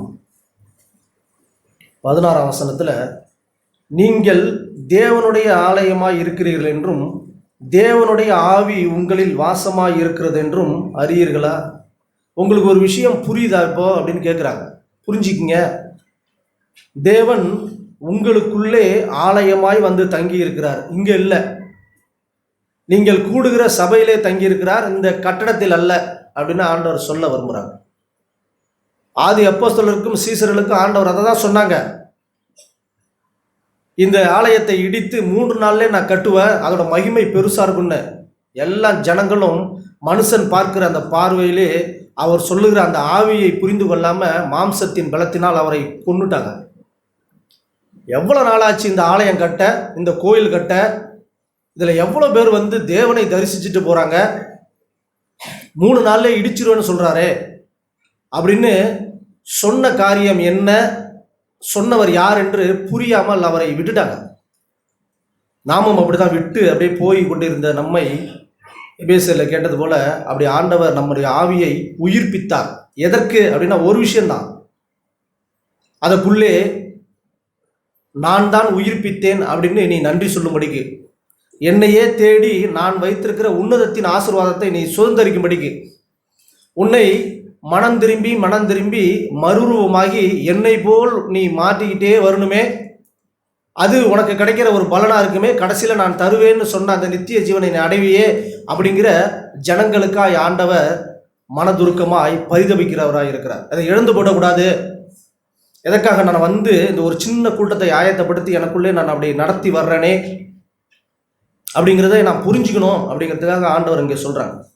இங்கே அப்போஸ்தலன் சொல்லும் போது எந்த காண்டத்தில் இங்கே சொல்கிறாரு அப்படின்னு சொல்லி பார்த்தா, மேலே பார்த்தாக்கா 11ஆம் வசனத்தில், போடப்பட்டிருக்கிற அஸ்திபாரமாகிய இயேசு கிறிஸ்துவை அல்லாமல் வேறு அஸ்திபாரத்தை போட ஒரு நாளும் முடியாது. நான் இந்த கிறிஸ்துவனாய் வந்த பிறகு ஆவி இல்லாமல் என்னுடைய மாம்சத்துலேயோ ஏதோ ஆத்மாவிலையோ நான் வாழ்ந்து தேவனை பிரியப்படுத்திடுவேன். அதுதான் கடவுள் எனக்கு வச்ச ஒரு அஸ்திபாரத்தில் நான் ஸ்ட்ராங்காக கட்டி வந்துடுவேன்னு யாரும் நம்மளை முட்டாளாக்கிக்க கூடாதுன்னு சொல்லி இந்த வசனம் அப்படி ஆரம்பிக்குது. அது என்ன சொல்கிறாங்க அப்படின்னா, ஒருவன் அந்த அஸ்திபாரத்தின் மேல் பொன் வெள்ளி ஒரு மனுஷன் போடுறான். ஒரு மனுஷன் அது விலையேற பெற்றதாக இருக்குது. ஒரு மனுஷன் என்ன செய்கிறான்னா, கல் மரம் புல் போட்டு கட்டுறான். அவனுடைய வேலைப்பாடு வெளியாகும், நாளானது அதை விளங்க பண்ணும். அப்போ நாளில் நம்ம வெட்கப்பட்டு போகக்கூடாது அப்படின்னு சபையிலே கிருபையாய் நம்மை கூட்டி ஆண்டவர் நமக்கு தயவாய் பேசுகிறார். இதை நீங்கள் கெடுத்துறாதீங்க, எப்படி வேணாலும் வாழ்ந்துட்டு என்னை பிரியப்படுத்தணும்னு நினைக்காதீங்க. மத்தேயு 11ஆம் அதிகாரத்தில் நான் கேட்டது போல், அப்படி பாரத்தோடு வர்றீங்களா, எல்லாரும் என்கிட்ட வாங்க, என்னை ஏற்றுக்கொள்ளுங்க, என்னிடத்தில் கற்றுக்கொள்ளுங்க. நான் ஒன்று சொல்கிறேன், நான் சாந்தமும் மனத்தாழ்மையாக இருக்கிறேன். அப்படி என்னை ஏற்றுக்கிட்டு நீங்கள் கற்றுக்கிட்டீங்க அப்படின்னா உங்களுக்கு வாழ்க்கையில் இளைப்பாறுதல் கிடைக்கும். அங்கேயும் ஆண்டவர் சொன்னான்னா, என் நுகம் இலகுவாக இருக்குது, நான் உனக்கு சப்போர்ட் பண்ண விரும்புகிறேன்னு சொல்கிறாங்க. இந்த கிறிஸ்தவ வாழ்க்கையில் ஏதோ நான் வந்து அப்படி உயிர்த்து அப்படி போயிட்டேன், உங்களையெல்லாம் எப்படி வேணாலும் வாழுங்க அப்படிலாம் இல்லை. உங்களுக்குள்ளே வந்து நீ எடுக்கிற எந்த ஒரு முடிவும், நீ பார்க்குற எந்த ஒரு பார்வைக்கும் இதுதான் வழின்னு நான் சொல்ல விரும்புகிறேன்னு சொல்கிறாங்க. அதை எல்லாத்தையும் தொலைச்சி போட்ட மனுஷர்களாய் நாம் இருக்கிறோம். சூழ்நிலையில் வரும்போது அதை நமக்கு பிரியமாய் மாற்றி கொண்டு அப்புறமேல சாரி கேட்குறோம். கிறிஸ்தவ வாழ்க்கை மன்னிப்பில் ஆரம்பிக்கிறது சந்தோஷம்தான், மன்னிப்பாகவே முடியக்கூடாதுன்னு ஆண்டவர் விரும்புகிறாங்க. ஷாத்ராக் மேஷாக் ஆபேத்நேகோவை கேட்டோம். அவங்க ஏதோ ஒரு காரியத்தை செஞ்சுட்டு, ஆண்டவரே என்னை மன்னிச்சிருங்க அப்படின்னு சொன்னால் அவங்களுக்கு மன்னிப்பு கிடைச்சிருக்கும். இல்லை, அவங்க சொல்கிறாங்க, கிறிஸ்து தேவன் எங்களை விடுவிக்காமல் போனாலும் இது பாவம், இது நான் செய்ய மாட்டேன். விசுவாசம் அவளை ஆழமாய் ஒரு மனுஷனை உயிர்ப்பிச்சுட்டு அப்படின்னு சொன்னால் எந்த மனுஷனும் அவனை தடை பண்ணவே முடியாது. பர்த்திமேயு குருடனை போல தேவை உள்ளவனாய் தேவனிடத்தில் வரும்பொழுது எந்த மனுஷனும் அவனை தடை பண்ண முடியாது. எனக்கு ஒரு தேவை இருக்குது, தேவன் என்னை கடந்து போகிறார், நான் இப்போ கூப்பிட்டாதான் எனக்கு ஒரு வாய்ப்பு கிடைச்சிருக்கு. தேவன் இருதயத்தை குறித்து மனம் திரும்ப குறித்து பேசுகிறாங்க. என் இருதயத்திலே தங்கி இருக்கிற ஆண்டவர் எனக்குள்ளே சந்தோஷமாய் ஆலயமாய் இருக்கிற என்னை அதுக்குள்ளே வாசம் பண்ண விரும்புகிறாங்க. எனக்கு உள்ள எல்லா அழுக்கையும் அந்த களிம்பையும் மாம்சத்திலும் ஆவியில் உண்டாய எல்லா அசோசியும் நீங்கி அவரை தங்க வைக்கும்படிக்கு என்னை சுத்திகரித்துக் கொள்ளணும். அப்படிதான் ஆண்டவர் சொல்லி இந்த காரியத்தில் அப்படியே ஆண்டவர் நம்மோடு கூட பேசுகிறார். ஒருவன் தேவனுடைய ஆலயத்தை கெடுத்தால் தேவன் அவனை கெடுப்பார். தேவனுடைய ஆலயம் பரிசுத்தமாக இருக்கிறது, நீங்களே அந்த ஆலயம். ஆண்டவர் அப்படி கெடுத்து போட்டுருவார் அப்படிலாம் இல்லை. கெட்டு போன நம்மை உயிர்ப்பிக்க வந்த நம்மை திரும்பி அவர் உயிர்ப்பித்த நம்மை திரும்பி கெட்டு போகிறதில்ல. நாம் மனம் திரும்பி ஜாக்கிரதையாய் அவருடைய கையிலே போய் விழும்படிக்கு தேவன் நம்மை எச்சரித்து காரியங்களை பேசுகிறார். நான் கேட்டுட்டு இருக்கும்போது ரோமர் 12ஆம் அதிகாரம் நமக்கு எல்லாருக்கும் தெரியும். ரோமர் 12ல் 1ஆம் வசனத்தில், சகோதரரே, நீங்கள் உங்கள் சரீரங்களை பரிசுத்தமும் தேவனுக்கு பிரியமான ஜீவ பலியாய் ஒப்புக் கொடுக்க வேண்டும் என்று தேவனுடைய இரக்கங்களை முன்னிட்டு உங்களை வேண்டிக் கொள்கிறேன். இதுவே நீங்கள் செய்யத்தக்க ஒரு புத்தியுள்ள ஒரு ஆராதனை. தேவனுக்கு நம்ம எப்படி ஆராதனை செலுத்த முடியும் அப்படின்னா, என் ஆவியை உயிர்ப்பித்தீங்களே ஆண்டவரே, அந்த மகிமையான வாழ்க்கையை உமக்கு நாங்கள் திருப்பி செலுத்த வந்திருக்கிறேன், வேற எதுவுமே இல்லை. என்னுடைய ஏதோ பொக்கிஷத்தை எடுத்துகிட்டு வந்திருக்கிறேன், என்னுடைய பணத்தை எடுத்துகிட்டு வந்திருக்கிறேன், என்னுடைய ஏதோ ஒரு பொருளை எடுத்துகிட்டு வந்து உங்களுக்கு ஒரு ஆஃபரிங் கொடுத்து நீங்கள் எங்கள் மேலே பிரியமாக இருப்பீங்கன்னு நான் நினைக்க விரும்புகிறாங்கலாம். அப்படி நம்ம ஆண்டவரை ஏமாத்திட முடியாது. எங்கள் ஊரில் நான் சின்ன பிள்ளையா இருக்கும்போது எங்கள் கோயிலில் ஒரு கோயில் ஒன்று, அதுதான் நாங்கள் சபைக்கு வராதுக்கு முன்னாடி அப்படி தான். அதில் ஒருத்தர் வந்து ஒரு உபயம் செய்திருந்தார். என்னன்னா, அந்த இதில் மேலே ஒரு ஒரு இந்த கோயிலோட பேரை போட்டு ஒரு டிஜிட்டலில் அப்படி பளிச்சுன்னு அப்படி மின்னும். நான் பார்ப்பேன், சரி நல்லா ஏதோ ஸ்பான்சர் பண்ணியிருக்காரு, நல்ல விளம்பரம் பண்ணியிருக்காங்கன்ட்டு. காலப்போக்கில் அவரோட வாழ்க்கை அப்படி இப்படிலாம் மாறி போய் அவருக்கு 3 பொண்டாட்டி, தாறுமாறாக போயிட்டு குடும்பமே. இப்போ அது ஒரு காரியத்தை இடிச்சிட்டு தூக்கி போட்டாங்க. அது எல்லாத்தையும் புதுப்பிக்கிறேன் அப்படின்னு ஒரு ஆலயம் அதை கட்டிட்டு இருக்காங்க. அவர் போட்ட அந்த ஸ்பான்சர்லாம் தூக்கி போட்டாங்க. நம்மளுடைய வாழ்க்கையை ஏதோ ஒரு பக்கம் வச்சுக்கிட்டு நாம் கடவுளுக்கு ஏதோ ஒரு காணிக்கை நான் செலுத்துகிறேன், இருதயத்தில் ஆண்டவரை சந்தோஷப்படுத்துறதுலாம் சும்மா நம்மளை நாமே ஏமாற்றிக்கிறது தான். ஏதோ ஆண்டவரை ஏமாற்றிட்டோம், இப்போ இந்த நாளில் அப்படி தப்பிச்சுக்கிட்டோம் அப்படிலாம் இல்லை. ஒரு காரியம் வரும். ஆண்டவர் அதை தான் சொல்கிறாங்க. இந்த காரியங்கள் வரும்போது நீங்கள் தேவனுடைய ஆலயமாக இருக்கிறத நீங்கள் அப்படி அதை அழுக்குப்படுத்திடக்கூடாது. ஆண்டவர் அப்படி தான் சொல்ல விரும்புகிறாங்க. இதில் புத்தியுள்ள ஒரு ஆராதனை செய்யும் அப்படின்னா ஜீவ பலியாய், உயிருள்ள ஒரு பலியாய், அவர் கொடுத்த உயிர் இருக்க அதை அவருக்கு திருப்பி கொடுக்கும் ஒரு பலியாய் நாம் வாழணும் அப்படின்னு விரும்புகிறாங்க. ஏன் அப்படின்னா இந்த உலகத்தில் ஒத்த வேஷம் போட்டால் தப்பிச்சுக்கலாம், உழைச்சிக்கலாம், சபைக்கும் வரலாம், உலகத்தையும் அனுபவிக்கலாம். அப்படி இருக்கிறது எனக்கு பிரியம் இல்லைன்னு ஆண்டவர் சொல்கிறாங்க. நீங்கள் இந்த பிரபஞ்சத்திற்கு ஒத்த வேஷம் தெரியாமல் தேவனுடைய நன்மையும் பிரியமும் பரிபூர்ணமான சித்தம் இன்னதென்று பகுத்தறியத்தக்கதாக உங்கள் மனம் புதிதாகிறதுனால நீங்கள் மறுரூபமாகுங்க. என் மனசை புரிஞ்சிக்கிங்க. ஆண்டவர் சொன்ன புது உடன்படிக்கை கிறிஸ்தவமே அதுதான், வேற எதுவுமே இல்லை. என்ன சொல்றாங்க அப்படின்னா தேவனுடைய நன்மை என்ன, தேவனுடைய பிரியம் என்ன, என் வாழ்க்கையிலே தேவன் செய்ய நினைத்த பரிபூர்ண சித்தம் என்ன அப்படின்னு நீங்க புரிஞ்சுக்கிட்டு உங்க மனசை சுத்தம் பண்ணிக்கிட்டே இருக்கிறீங்களே, அப்படி ஒரு சுத்தம் பண்ணி கடைசியில் சேர்ற இடம் என்னை போல் பரிசுத்தமாகிறதுன்னு ஆண்டவர் சொல்றாங்க. அப்படிதான் சொல்லி நம்ம இப்படி திருப்ப விரும்புறாங்க. யோனாவில் ஒரு வார்த்தை இருக்கு.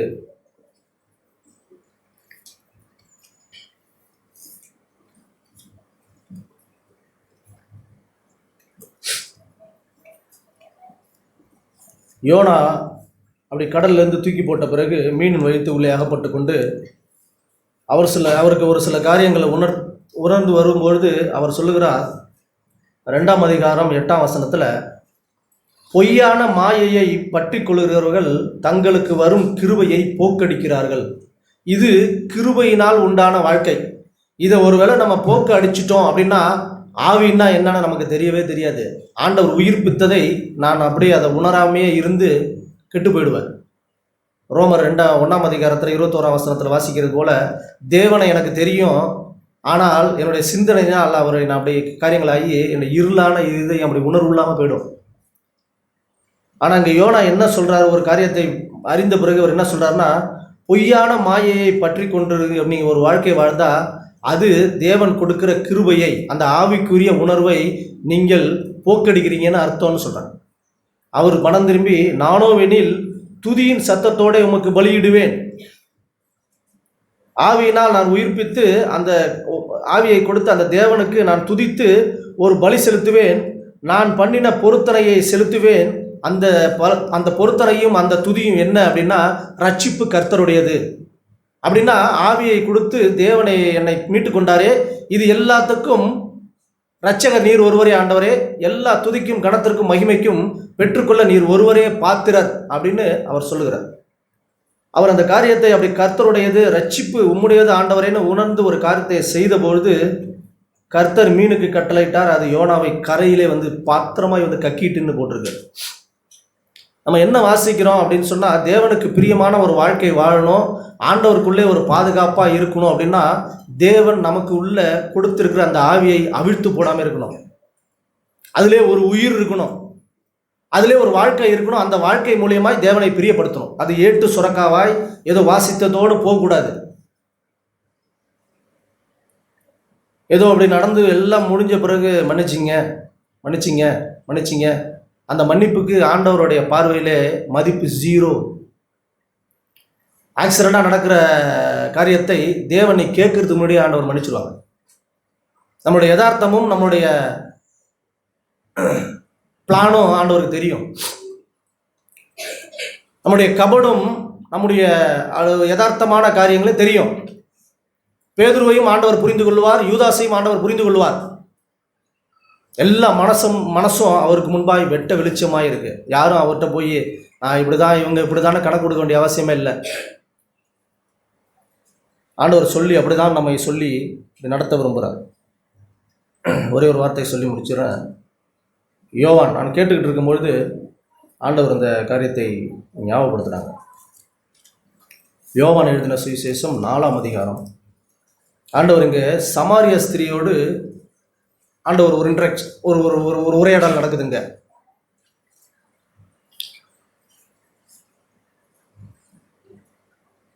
21ஆம் வசனம் 4ஆம் அதிகாரம் 21ஆம் வசனத்தில் நமக்கு எல்லாம் தெரியும் அப்படி நடந்ததெல்லாம். 21ஆம் வசனத்தில் ஆண்டவர் இயேசு, அதற்கு இயேசு, ஸ்திரியே நான் சொல்லுகிறதை நம்பு. அப்படியே காரியங்கள் எல்லாம் அப்படியே பேசிக்கிட்டே இருக்கிறாங்க. ஆண்டவர் ஒரு கட்டம் வந்த பிறகு, ஸ்திரியே நான் சொல்றதை நம்பு. நீங்கள் இந்த மலையிலேயும் எருசலேமில் உள்ளதில் மாத்திரமல்ல, எங்கும் பிதாவை தொழுது கொள்ளும் காலம் வருகிறது. இங்க மாத்திரம் அல்ல, ஏதோ ஒரு இடத்துல, இந்த ஆலயத்துல மாத்திரம் அல்ல, ஏதோ ஒரு இடத்துல அப்படி இங்க அப்படி மலையில போய் தான் செய்யணும் அப்படிலாம் இல்லவே இல்லை. நீங்க எங்க இருக்கிறீங்களோ அங்கங்க பிதாவை தொழுது கொள்ளும் ஒரு காலம் வருது. அது புது உடன்படிக்கை. நான் வாசிக்கும்போது அப்படிதான் வாசிக்கிறேன். புது உடன்படிக்கை ஒரு காரியம் நமக்கு உள்ளே துவக்கப்பட்டிருக்கிறது. கிறிஸ்துவுக்குள் நான் பத்திரப்படுத்தப்பட்டவன். கிறிஸ்து எனக்குள்ளே வாசமாய் இருக்கிறார். கிறிஸ்துவுக்குள் நான் இருக்கிறேன். பிலிப்பியர்ல அப்படிதான் அடிக்கடி தொடர்ந்து வாசிக்கிறோம். அப்படிதான், கிறிஸ்துவுக்குள் பிரியமானவர்களே. தேவனுடைய மனசை நாம் புரிஞ்சுக்கணும். எவ்வளவு பாவம் செஞ்சாலும் ஆண்டவர் மன்னிச்சிருவாரான்னா மன்னிச்சிருவாரு. அந்த பாவங்களுக்கு ஆண்டவருக்கு காரணம் புரியணும். செஞ்சதே செஞ்சுட்டு நம்ம ஆண்டவர் மன்னிச்சிருவாருன்னா அப்படிலாம் வாய்ப்பு இல்லை. ஒன்று. இன்னொரு விஷயம், தேவனுடைய பிள்ளைகளாய் ஆண்டவருடைய அப்பாவாய் வைத்திருக்கிற பிள்ளைகள் என்ன நினைப்பாங்கன்னா, அப்பாவோட மனசை நாம் துக்கப்படுத்திடக்கூடாது அப்படிங்கிற காரியங்களில் அவங்களுக்கு கவனமாக இருப்பாங்க. என்னால் அப்பா அம்மாவுக்கு ஒரு மனசளவில் கஷ்டம் வந்துடக்கூடாது அப்படின்னு நினைக்கிறவங்க தான் பிரியமான பிள்ளைகள். பிள்ளைகள் எப்படி வேணாலும் இருக்கலாம், அவங்க பிள்ளைகள் தான், அவங்க பெத்தெடுத்த பிள்ளைகள் தான். ஆனால் ஒரு சில பிள்ளைகள் மேலே கொஞ்சம் மனசு அப்படி சாய்க்கிறதுக்கு காரணம் என்னென்னா, அவருடைய இருதயம் அவங்க பெற்றவங்களை ஒட்டிக்கும். ஒரு சில காரியங்கள் செப்பரேட் பண்ண வேண்டியதெல்லாம் பண்ணி தான் ஆகணும். ஆனால் தேவனோடு நாம் உரையாடும் பொழுது அவர் தான் நான் தான் அவர் மனசு. அப்படிதான் ஆண்டவர் சொல்கிறாங்க, என்னுடைய பிள்ளைகளாக நீங்கள் இருக்கிறீங்க, பிதாவின் பிள்ளையாக நான் இருக்கிறேன்னு சொல்கிறேன். ஆண்டவர் உயிர்த்தெழுந்த போது என்னுடைய அப்பா தான் உங்கள் அப்பான்னு சொல்லி நம்மளை அவ்வளவாய் அணைத்து கொண்டார். நம்மளை பிரிக்கல, ஆண்டவர் அப்படி தான் சேர்த்து கொண்டார். இங்கே இந்த மலையில் எல்லா இடத்துலையும் தொழுது கொள்ளும் காலம் வருகிறது. நீங்கள் அறியாததை தொழுது கொள்கிறீர்கள், நாங்கள் அறிந்திருக்கிறதை தொழுது கொள்கிறோம். ஏனென்றால் ரட்சிப்பு யூதர்கள் வழியாய் வருகிறதுன்னு இயேசு தன்னை குறித்து அப்படி வெளிப்படுத்துகிறார். நீ அறியாத ஒன்று தொழுதுகிறீங்க, எங்கேயோ போய் ஒன்று செய்யணும்னு நினைக்கிறீங்க, எதையோ செஞ்சுட்டு ஒன்று பிரியப்படுத்தணும்னு நினைக்கிறீங்க. அப்படிலாம் இல்லை, நான் அறிந்திருக்கிறதை தொழுது கொள்கிறவனா இவன் மத்தியில் வந்திருக்கிறேன்னு சொல்கிறாங்க ஆண்டவர். சொல்லிட்டு, உண்மையாய் தொழுது கொள்கிறவன் பிதாவை ஆவியோடும் உண்மையோடும் தொழுது கொள்ளும் காலம் வரும், அது இப்பொழுது வந்திருக்கிறது. தம்மை தொழுது கொள்கிறவர்கள் இப்படிப்பட்டவர்களாய் இருக்க வேண்டும் என்பதற்காக அப்படி பிதாவானவர் விரும்புகிறார். தம்மை தொழுது கொள்கிறவர்கள் உண்மையாய் தொழுதுகணும் அப்படின்னு ஆண்டவர் பிதா விரும்புகிறாருன்னு சொல்றாங்க. ஏதோ கூட்டத்தோடு வந்து அப்படியே தன்னை மறைச்சு இல்லை. உண்மை அப்படின்னாக்கா என்னன்னா நேர்மை. தேவனிடத்தில் ஒரு மனுஷன் கிருபை பெறணும் அப்படின்னாக்கா அவன் தாழ்மையாய் நேர்மையாய் இருந்தா போதும். தேவனுடைய கையை அப்படி கொடுக்குற கிருபையை போக்கடிக்கணும் அப்படின்னு நினைச்சாக்கா ஒரே விஷயம்தான், அவன் கபடு ஒன்று நினைச்சிட்டா போதும். நான் இப்படிதான் இருக்கிற ஆண்டவரேன்னு வந்து விடாம எப்படி வேணாலும் இருந்துக்கிட்டு நான் இப்படிதான் இருக்கிறேன்னு வர்றது ஆண்டவருக்கு பிரியமே இல்லை. அதை தேவன் கவனமாய் பார்க்கிறார். அப்படிப்பட்ட மனுஷனிடத்தில் என்னிடத்தில் ஒன்னிடம் பெற்றுக்கலான்னு நினைக்கக்கூடாதுன்னு ஆண்டவர் சொல்றார். இங்கே அப்படி உண்மையாய் தொழுதுகிறவர்கள் பிதாவை ஆவியோடும் உண்மையோடும் தொழுது கொள்ளணும். உண்மைன்னா ஏதோ நம்ம வச்சிருக்கிற உண்மை இல்லை, அவர் நமக்கு ஆவியிலே தந்திருக்கிறாரே ஒரு நடத்துதல். அதன்படி ஆனஸ்டாய் நேர்மையாய் போய் தேவனிடத்தில் நான் இப்படிதான் இருக்கிற ஆண்டவரே, என்னால் முடியல, என்னை நடத்துங்க, இது எனக்கு வழி தெரியல, எனக்கு சொல்லுங்க அப்படின்னு தேவனிடத்தில் காத்திருந்து அந்த உண்மையோடு தேவனை தொழுது கொள்ளணும். அப்படி ஒரு காலம் வரும், அது இப்போ வந்திருக்குன்னு சொல்றாங்க. அதை தான் தேவன் விரும்புகிறார்னு சொல்றாங்க. தேவன் ஆவியாய் இருக்கிறார், அவரை தொழுது கொள்கிறவர்கள் ஆவியோடும் உண்மையோடும் அவரை தொழுது கொள்ள வேண்டும் அப்படின்னு சொல்றார். அந்த ஸ்திரீ, அடுத்த ஒரு கான்டெஸ்ட் என்ன போட்டிருக்குன்னா, அந்த ஸ்திரீ அவரை நோக்கி, கிறிஸ்து என்னப்படுகிற மேசியா வருகிறார் என்று அறிவேன், அவர் வரும்பொழுது எல்லாவற்றையும் குறித்து எனக்கு அறிவிப்பார் என்றார். இந்த காரியங்கள் சொன்ன பிறகு அவங்க ஒரு ஸ்டேட்மெண்ட் சொல்றாங்க இயேசுகிட்டே. இயேசு யாரும் தெரியல, மேசியா வருவார்னு எனக்கு தெரியும், எங்க ஜனங்கள் எல்லாம் சொல்றாங்க, அவர் வரும்பொழுது இந்த காரியத்தை எல்லாம் சொல்லுவார்னு எனக்கு தெரியும்னு சொல்றாங்க. இப்போ மேசியாவாகிய கிறிஸ்து அந்த சமரியா சிரியாள்கிட்ட உரையாடுறது போல நமக்கு உரையாட விரும்பல. நான் ஆல்ரெடி உங்களுக்குள்ளே வந்துட்டேன்னு சொல்கிறாங்க. வந்துட்டேன், வந்து நான் ஒன்று சபையில் சொல்கிறேன், அதுக்கு காது கொடு. என்னன்னா, ஆவியோடு உண்மையோடும் என்னை தொழுதுகொள். இதை விரும்புகிறார், அதை தான் விரும்புகிறார். அது ஞானிகளுக்கும் கல்விமான்களுக்கும் மறைக்கப்பட்டிருக்கு. பாலகர் போல தேவனுடைய கையை பிடித்து கொண்டு, ஆண்டவரே நீங்க தான் கதி, நீங்க தான் வழி அப்படின்னு போற எல்லாருக்கும் அது ஒரு வெளிப்பாடாய் விடுதலையாய் கொடுக்கப்பட்டிருக்கு. அதை அவிழ்த்து போட ஒரு மனுஷனும் செய்யக்கூடாது. அப்படி செஞ்சான்னா அந்த அஸ்திபாரத்துக்கு சைடில் ஒரு அஸ்திபாரத்தை போட்டு கட்டுறான்னு அர்த்தம். நாள் வரும், அது அழிஞ்சிடும்.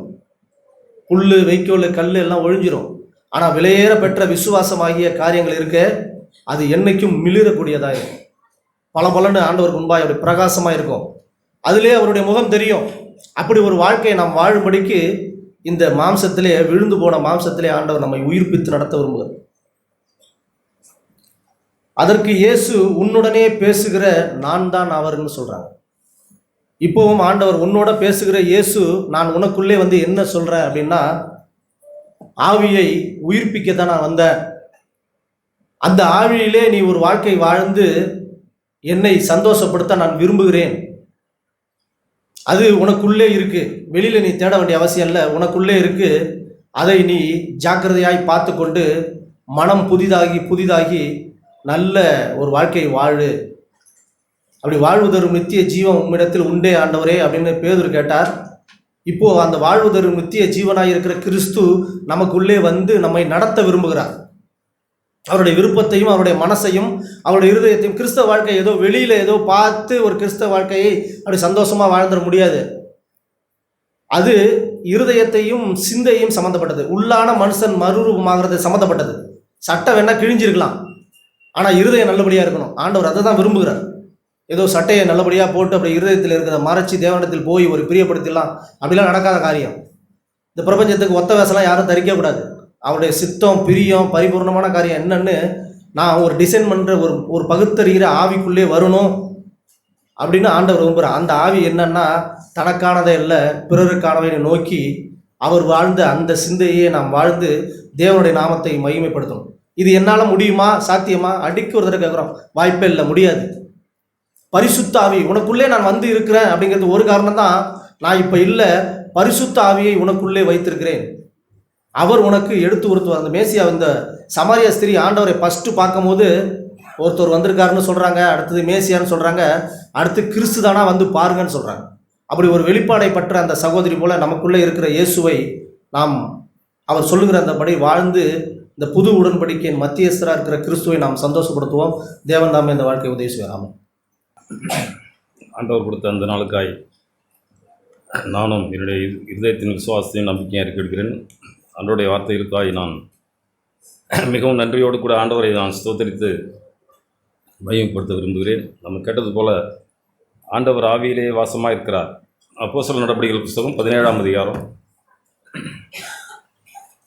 இது வெயில் காலமாக இருக்கிறதுனால நமக்கு உடல் அசதி, சோர்வுகள் வரதான் செய்யும். நம் ஆவியை உற்சாகப்படுத்த தேவன் நம்மை இப்படியாக கூட்டி சேர்க்கிறார். ஒரு வசனத்தை நான் சொல்லி இங்கே நான் லேவியராகும் புஸ்தகம் 6ஆம் அதிகாரம். லேவியராகும் புஸ்தகம் 6ஆம் அதிகாரம்.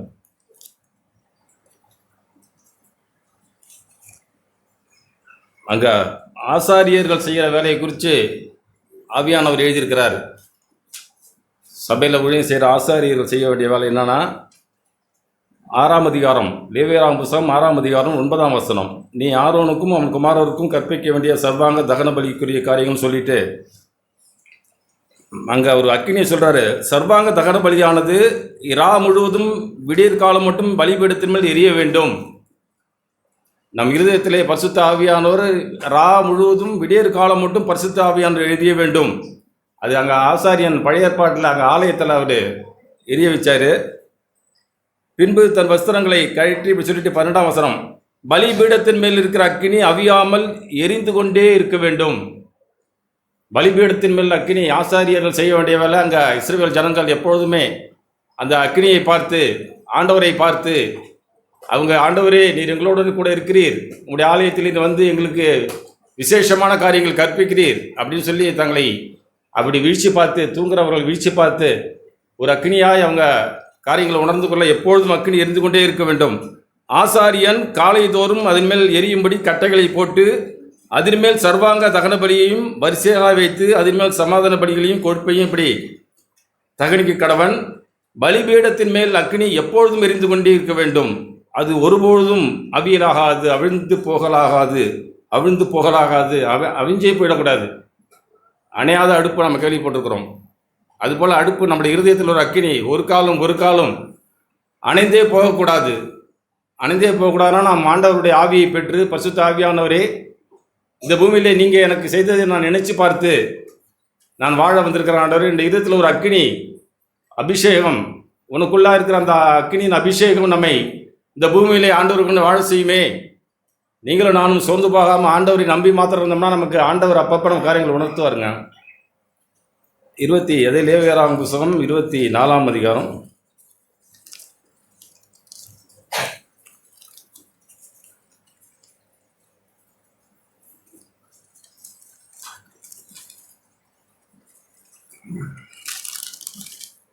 அங்கே திரும்பவும் அங்கே மோசையை பார்த்து சொல்கிறாரு. அதே அங்கே ஆரோன்ட்ட சொன்ன அதே வார்த்தை கர்த்தர் மோசையை நோக்கி, குத்து விளக்கு எப்பொழுதும் எரிந்து கொண்டிருக்கும்படி அதற்கு இடித்து பிழிந்த தெளிவான ஒலிவ எண்ணெயை இஸ்ரவேல் புத்திரர் முன்னெடுத்து கொண்டு வரும்படி அவர்களுக்கு கட்டளையிடு. இங்கே மோசையிடம் சொன்னது ஆராதனை சபையிலே கர்த்தர் மோசையை நோக்கி, குத்து விளக்கு, ஆண்டவருடைய ஆலயத்தில் இருக்கிற அந்த விளக்கு எப்பொழுதும் எரிந்து கொண்டே இருக்க வேண்டும். அதுக்கு இந்த ஜனங்களை ஒளிவ எண்ணெயை கொண்டாந்து ஊத்த சொல்லுப்பான்னு சொல்லவே இல்லைங்க. அதில் எப்படி எழுதியிருக்காரு பாருங்க, குத்து விளக்கு எப்பொழுதும் எரிந்து கொண்டிருக்கும்படி அதற்காக இடித்து பிழிந்த தெளிவான ஒரு எண்ணெய் வேண்டும். இது அப்போ ஆதியில் ஜனங்கள் செய்தாங்க, அதான் நேர்மை. இப்போ புதிய ஏற்பாட்டில் இருக்க நமக்கு ஆண்டவர் நம்மளை இடிக்கும் பொழுதும் பிழியும் போதும் நம் இருதயத்திலிருந்து உண்டாகுது பாருங்க, ஆண்டவரே ஸ்தோத்திரம், உங்களுக்கு நன்றி, என் சூழ்நிலையிலேயே நான் இப்படி வாழ விரும்புகிறேன், ஆனால் நீங்கள் என்னை இடித்து உடைத்து என்னை தெளிவாய் மாற்றுகிறீர்களே, ஸ்தோத்திரம் ஆண்டவரே. என் இருதயம் அக்கினினாலே எப்பொழுதும் எரிந்து கொண்டிருக்க நீங்கள் சொல்லியிருக்கீங்களே. நான் உங்களுடைய ஆலயத்தில் இருக்கிற ஆண்டவரே, உங்களுடைய சபையில் இருக்கிற ஆண்டவரே, நான் பத்திரமா இருக்கிறேன். ஆதியிலே நோவா பிழையை கட்டி காரியங்கள் செய்த போது ஆண்டவர் சொன்னபடியே அவர் செய்தாருங்க. ஆடு மாடுகள் எல்லாம் கொண்டு போய் போனார். ஆடு மாடுகள்லாம் வந்து அந்த கப்பலில் ஏறிட்டு அங்கே ரோட்டில் போகும்போது ஒருத்தன் சொல்லிட்டு போவாங்கடா, அந்த ஊரில் கடலும் கிடையாது, மழையும் வரல, இந்த பைத்தியக்காரன் நோவா கப்பல் கட்டுறாராம், பேழை கட்டுறாராம் சொல்லி கிண்டல் பண்ணிட்டு கேலி பண்ணிக்கிட்டு போயிட்டே இருந்தாங்க எல்லாரும். ஆனால் ஆண்டவர் சொன்னபடியே 40 நாள் மழை பெஞ்சுது. அந்த 40 நாளோட மழை பெஞ்சதோடு இல்லைங்க, ஒரு வருஷங்காலங்களாக இந்த நோவாவின் பேழை மிதந்தது. அதுக்குள்ளாய் வந்து அனைவரும் பாதுகாக்கப்பட்டார்கள்.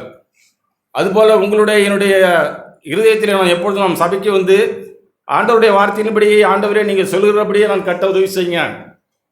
என் இருதயம் எப்பொழுதும் நேர்மையும் உண்மையும் காக்கணும் ஆண்டவரே. நீங்கள் எனக்காக செய்த உங்களுடைய நன்மைகளை நான் நினச்சி பார்க்கணும் ஆண்டவரே. என் ஆத்துமாவை கர்த்தரை ஸ்தோத்திரி, என் முழு உள்ளமே அவருடைய பரிசுத்த நாமத்தை ஸ்தோத்திரி. என் ஆத்துமாவை கர்த்தரை ஸ்தோத்திரி, அவர் செய்த சகல உபகாரங்களையும் மறவாதே. அதுக்கு அடுத்தடுத்து படிச்சிங்கன்னா என் பிராணனை காவந்து பண்ணினீங்களே அப்படின்னு சொல்லி தாவீது சொல்கிறது போல, நம்ம ஆண்டவர் எத்தனையோ நம்மை பொல்லாப்புக்கும் நாசமோசத்துக்கும் ஆண்டவர் நம்மை விலக்கி காத்த அந்த ஆண்டவருக்கு நாம் இருதயத்திலே ஆழமாய், ஆண்டவரே என் இருதயத்திலே தங்கி என் விளக்கு எப்பொழுதும் எரிந்து கொண்டிருக்க உதவி செய்யுங்க. எனக்கு வருகிற சூழ்நிலைகள் என்னை இடிக்கட்டும் ஆண்டவரே, என்னை பிழியட்டும். அப்போதாங்க அதுலேருந்து தெளிவான ஒரு தேன் அடை எடுத்திங்கன்னா அப்படி அமுக்குனீங்கன்னா தேன் அப்படி சொட்டும், அமுக்காட்டி தேன் உள்ளே இருக்கும். அதுபோல் ஆண்டவர் நம்மை உடைத்து நொறுக்கும் பொழுது, ஆண்டவரே என்னை உடைச்சு நொறுக்குங்க, என் இருதயத்திலிருந்து வருகிற அந்த தெளிவான ஒரு காரியங்கள் வாழ்க்கை அது விளக்காக எரிய வேண்டும் ஆண்டவரே, அது வெளிச்சம் தர வேண்டும் ஆண்டவரே, அது உங்களுடைய நாமத்திற்கு மகிமையை கொண்டு வர வேண்டுமே. இப்படி நம்மளுடைய இருதயத்தில் எப்பொழுதும் கங்கணம் கட்டிகிட்டே வாழ்ந்தோம்னா நாம் சோர்ந்து போக மாட்டோம். 17ஆம் அதிகாரம், அப்போஸ்தலர் நடபடிகள் 17ஆம் அதிகாரம். அது எப்படி கேட்டோம்? 23ஆம் வசனம். நான் சுற்றி திரிந்து உங்கள் ஆராதனைக்குரியவர்களை கவனித்து பார்த்த பொழுது அறியப்படாத தேவனுக்கு எழுதியிருக்கிற ஒரு பலிபீடத்தை கண்டேன். நீங்கள் அறியாமல் ஆராதிக்கிற அவரையே நான் உங்களுக்கு அறிவிக்கிறேன். உலக மனுஷருக்கு அறியாத உன்னை தேடினாங்க. ஆனால் பவுல் அங்கே போய் அந்த பட்டணத்துக்கு போய் உலகத்தையும் அதிலுள்ள யாவற்றையும் உண்டாக்கின தேவனானவர் வானத்திற்கும் பூமிக்கும் ஆண்டவராக இருக்கிறபடியினாலே கையினால் கட்டப்பட்ட கோயிலிலே அவர் வாசம் பண்ணுகிறதே இல்லை. ஆண்டவர் எந்த கோயிலையும் வாசம் பண்ணீங்க, உங்களுக்குள்ளாய் வந்து எனக்குள்ளாய் வந்து ஆண்டவரே, உங்களை அறியாத ஒருவர் உங்கள் நடுவில் இருக்கிறாரே. ஆண்டவரே, நீர் எனக்குள்ளா இருக்கிறீங்க. ஆண்டவரே, நான் சோர்ந்து போக மாட்டேன். ஆண்டவரே, நீர் என்னை நடத்துகிற நம்முடைய வழிகளிலே நான் பிரியமாய் நடக்க உதவி செய்யுங்க. நம்ம எப்பொழுதும் நமக்கு கெட்டது போல நாம் நமக்கானதை தேடுகிறார் சுபாவத்தில் நாம் பிறந்தோம். ஆதியாமத்தில் கெட்டது போல ஆண்டவர் ஆதாமை ஏவாளையும் பறித்து எத்தனையோ 1000 மரங்கள் இருக்கு. அந்த ஒரு மரத்தின் கனியை மட்டும் நீ புசிக்காதுன்னு சொன்னோடனே ஏவாள் சாத்தானின் சத்தத்துக்கு கேட்டு அதுதான் வேணும், அதை பறித்து புசித்து சாப்பிட்டு தன்னுடைய புருஷனுக்கும் கொடுத்து காரியங்களை தப்பு பண்ணது போல நம்முடைய இருதயம் எப்பொழுதுமே ஆண்டவரே, தனக்காக நான் என்னுடைய வழியிலே வாழ விரும்புகிறேன். ஆண்டவரே, இந்த தடையெல்லாம் எனக்கு வேண்டாம், அதெல்லாம் நான் ஏற்றுக்க மாட்டேன்னு சொல்லி நம்ம இருதயம் நம்ம அல்லல் தட்டுது. நம்ம ஒரு பாட்டு பாடணும், எனக்கு குறித்ததை முடித்து வரைக்கும் நான் ஆண்டவரே நன்றி ஆண்டவரே, எனக்கு குறித்ததை நீங்கள் முடித்து தீர்ப்பீங்கன்னு சொல்லி ஒரு பாட்டு பண்ணோம்ல. அதோட அர்த்தமே யோபு சொல்லுவாருங்க. சரியா? ஆண்டவரே, நீ எனக்கு குறித்ததை நீ என் மேலே வச்சிருக்க அந்த காரியத்தை நீங்கள் எனக்கு குறித்ததை என்னோட வாழ்க்கையில் நிறைவேற்றி முடிப்பீங்க. ஆண்டவரே, எத்தனையோ உபத்திரங்களை கடந்து வந்து காரியங்கள் வரும்பொழுது அவர் சொல்கிறார். 23 யோபு 23 அதிகாரம். எத்தனையோ உபத்திரங்களை பற்றி அவங்க கூட்டாளிகள் அவரை நோகடிக்கும் போது அவர் சொல்கிறார் அருமையான அந்த பதிலை.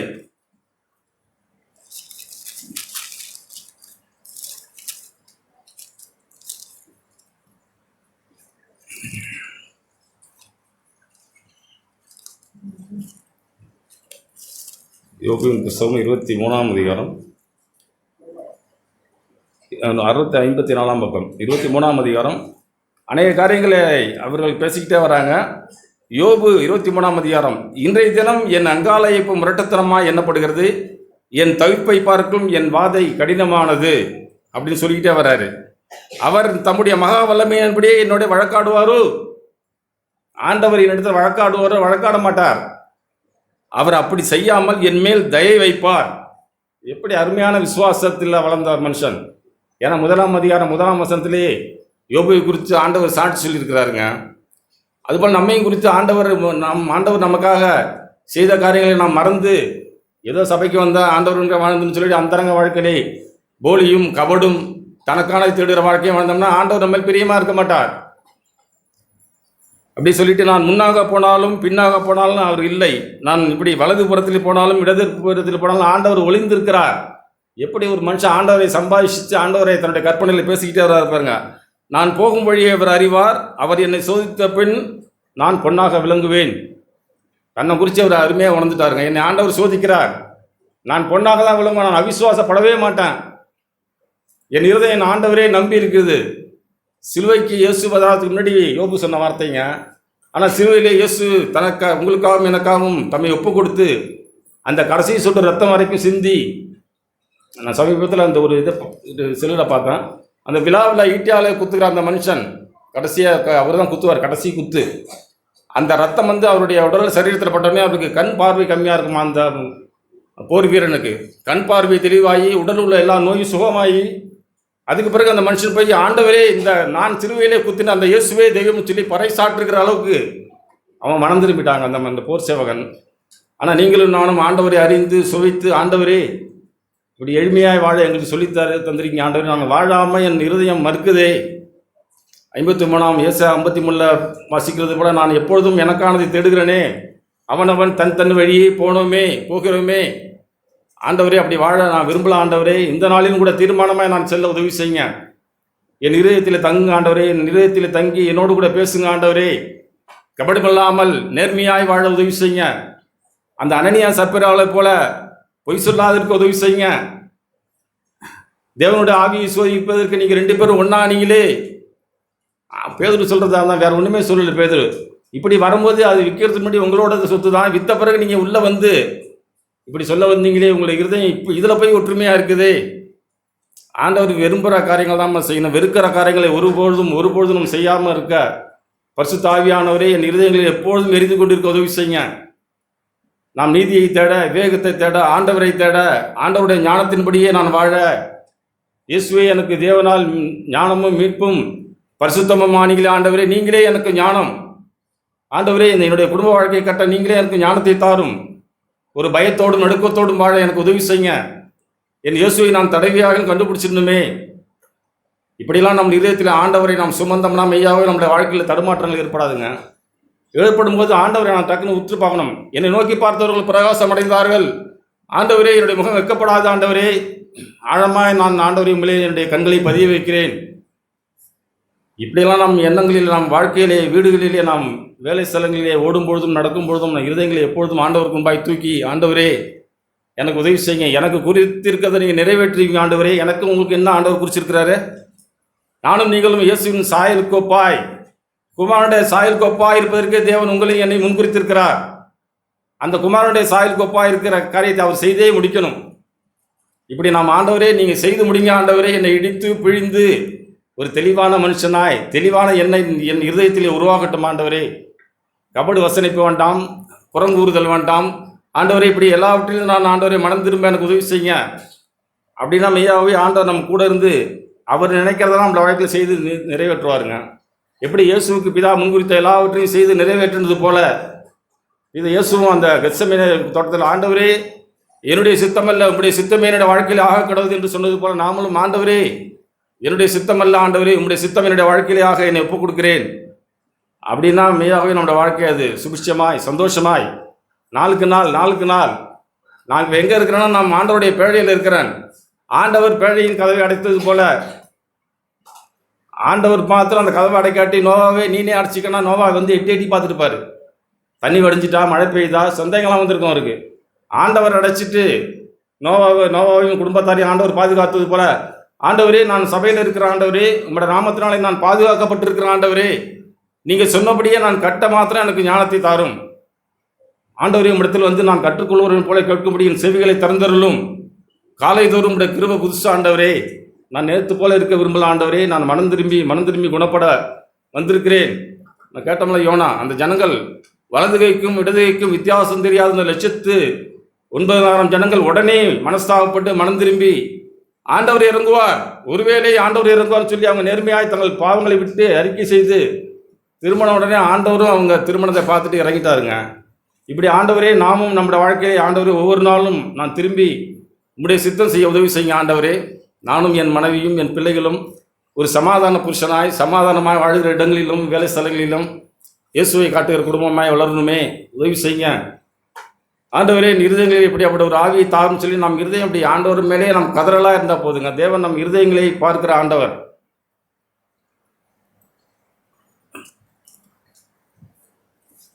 காலையில் நான் அப்படி மார்க் எழுதின சுவிசேஷம், மத்தேயு மார்க் எழுதின சுவிசேஷம் ஒரு சம்பவத்தை படித்து நான் உற்சாகம் அடைஞ்சேன்.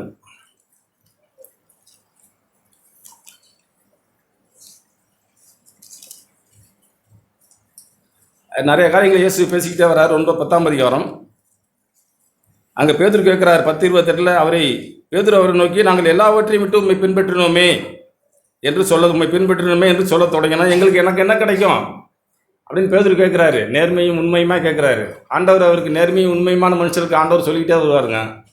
உடனே ஆண்டவர் பதில் சொல்கிறாரு, என் நிமித்தமாகவும் சுவிசேஷத்து நிமித்தமாகவும் இப்படி எல்லாவற்றையும் விட்டவன் எவனும் இப்பொழுது இம்மையிலே துன்பங்களோடே கூட நூறுத்தனையான வீடுகளையும் சகோதரனையும் சகோதரிகளையும் தங்களையும் தாய்களையும் பிள்ளைகளையும் நிலங்களையும் மறுமையிலே நித்திய ஜீவனையும் அடைவான் என்று மெய்யாகவே உனக்கு சொல்லுகிறேன் அப்படின்னு சொல்லி ஆழமான சத்தியத்தை சொல்லி பேசிக்கிட்டே வர்றாரு. வந்தவொடனே அவங்க அதெல்லாம் மறந்துடுறாங்க. 41ஆம் வசனத்துக்கு வந்தவொடனே அவங்க என்ன அதுக்கு 40ஆம் வசனம் அது 38 படிக்கிறாங்க. அப்படி சொல்கிறார், நீங்கள் எது கேட்குறீங்களோ அது உங்களுக்கு கிடைக்கும் அப்படின்னு சொல்லிட்டு பேசிட்டு வர்றாரு. 39ஆம் வசனம், அதற்கு அவர்கள் கூடும் என்றார்கள். இயேசு அவர்களை நோக்கி, நான் குடிக்கும் பாத்திரத்தில் நீங்கள் குடிப்பீர்கள், நான் பெரும் ஸ்தானத்தை நீங்கள் பெறுவீர்கள். ஆனாலும் இப்படி அவங்க என்ன கேட்குறாங்கன்னா, ஆண்டவரே 35ஆம் வசனம், யாக்கோபும் யோவானும் இடத்தில் வந்து, போதகரே நாங்கள் கேட்டுக்கொள்ள போகிறதை நீர் எங்களுக்கு செய்ய வேண்டும் என்று விரும்புகிறோம் என்றார்கள். அவர்கள் நோக்கி, நான் உங்களுக்கு என்ன செய்ய வேண்டும் என்று விரும்புகிறீர்கள் என்று கேட்டார். அதற்கு அவர்கள், உமது மகிமையிலே எங்களில் ஒருவன் உமது வலது பார்சத்திலும் ஒருவன் இடது பார்சத்திலும் உட்கார்ந்துருக்கும்படி எங்களுக்கு அருள் செய்ய வேண்டும் என்று கேட்குறாங்க. அவங்க அதுக்கு முன்னாடி சொன்னதெல்லாம் அவங்க விட்டுட்டாங்க. அப்போ வந்து நாங்கள் 2 பேர் தான் நாங்கள் போகணும், நம்ம 2 பேர் எப்படியாவது இயேசு கூட இருக்குன்னு சொல்லி அங்கே போய் கேட்குறாங்க. ஆண்டவர் அதுக்கு விளக்கம் சொல்கிறாரு, நீங்கள் நான் குடிக்கும் பாத்திரத்தில் நீங்கள் குடிப்பீர்கள், நான் பெரும் ஸ்தானத்தையும் பெறுவீர்கள். ஆனாலும் என் வலது பாரிசத்திலும் என் இடது பாரிசத்திலும் உட்கார்ந்திருக்கும்படி எவர்களுக்கு ஆயத்தம் பண்ணப்பட்டிருக்கிறதோ அவர்களுக்கே அல்லாமல் மற்றவருக்கும் அதை அருள்வது என் காரியம் அல்ல, அது பிதா பொறுப்படுத்திக் கொள்வார் அப்படின்னு பேசிட்டு வந்து சொல்லிட்டு அவர் எப்படி சொல்றாரு பாருங்க. அப்போது இயேசு அவர்களை கிட்ட வர செய்து, புறஜாதியாருக்கு அதிகாரிகளாக எண்ணப்பட்டவர்கள் அவர்களை இருமாப்பாய் ஆளுகிறார்கள் என்றும் அவர்கள் பெரியவர்கள் அவர்கள் மேல் கடினமாய் அதிகாரம் செலுத்துகிறார்கள் என்றும் நீங்கள் அறிந்திருக்கிறீர்கள். உங்களுக்குள்ளே அப்படி இருக்கலாகாது. எவனாகிலும் பெரியவனாய் இருக்க விரும்பினால், நான் பெரியவன் நான் அப்படின்னு சொல்லி யாராவது விரும்பினா மனசுல, உங்களுக்கு பணிவிடைக்காரனாக இருக்க கடவன். உங்களில் எவனாகிலும் முதன்மையாக இருக்க விரும்பினால், ஆண்டவரே சொன்னாருங்க, நான் முதன்மையாகவும் இல்லை, அவன் எல்லாருக்கும் ஊழியக்காரனாக இருக்க கடவன். அப்படியே மனுஷகுமாரனும் ஊழியம் கொள்ளும்படி வராமல் ஊழியம் செய்யவும் அநேகரை மீட்கும் பொருளாக தம்முடைய ஜீவனை கொடுக்கும் வந்தார் என்றார். இப்படி ஆண்டவர் நமக்கு முன்மாதிரியாக எல்லாவற்றிலும் தன்னை நமக்கு வெளிப்படுத்தி தன்னுடைய சரீரத்தை ஒப்பு கொடுத்து சீஷர்களுடைய பாதங்களை கழுவி ஒரு முன்மாதிரியை ஆண்டவர் நமக்கு காண்பித்து, இப்படி செய்த ஆண்டவரை பின்பற்றி வர நம்முடைய இருதயம் எப்பொழுதுமே, ஆண்டவரே என் சரீரத்தில் நீங்கள் தங்கி என்னோட கூட பேசுங்க ஆண்டவரே, என் இருதயம் எப்பொழுதும் ஆவியினாலே நிரப்பப்படட்டும். பரிசுத்த ஆவியானவரே, நான் சங்கீதங்களினாலும் ஞானப்பாட்டினாலும் பாடி ஆவியோடும் கருத்தோடும் நான் வாழ எனக்கு உதவி செய்யுங்க அப்படின்னா நல்ல ஆவியானவர் நமக்குள்ளாக இருந்து எப்பொழுதும் நம்மை உற்சாகப்படுத்தி நடத்துவார். அப்போஸ்தலர் நடபடிகள் நாம் கேட்டோம், அது 17ஆம் அதிகாரத்தில் நாம் கேட்டோம். அப்போஸ்தலர் நடபடிகள் புஸ்தகம்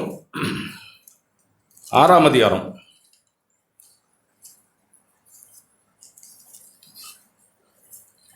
அங்கே 12 பேர் எங்கள் சீஷர்கள் வந்து பந்தி விசாரணை செய்கிறாங்க. அப்போ 6ஆம் அதிகாரம் 4ஆம் வசனம், நாங்களோ ஜெபம் பண்ணுவதிலும் வேதவசனத்தை போதிக்கிற ஊழியத்திலும் இடைவிடாமல் தரித்திருப்போம்.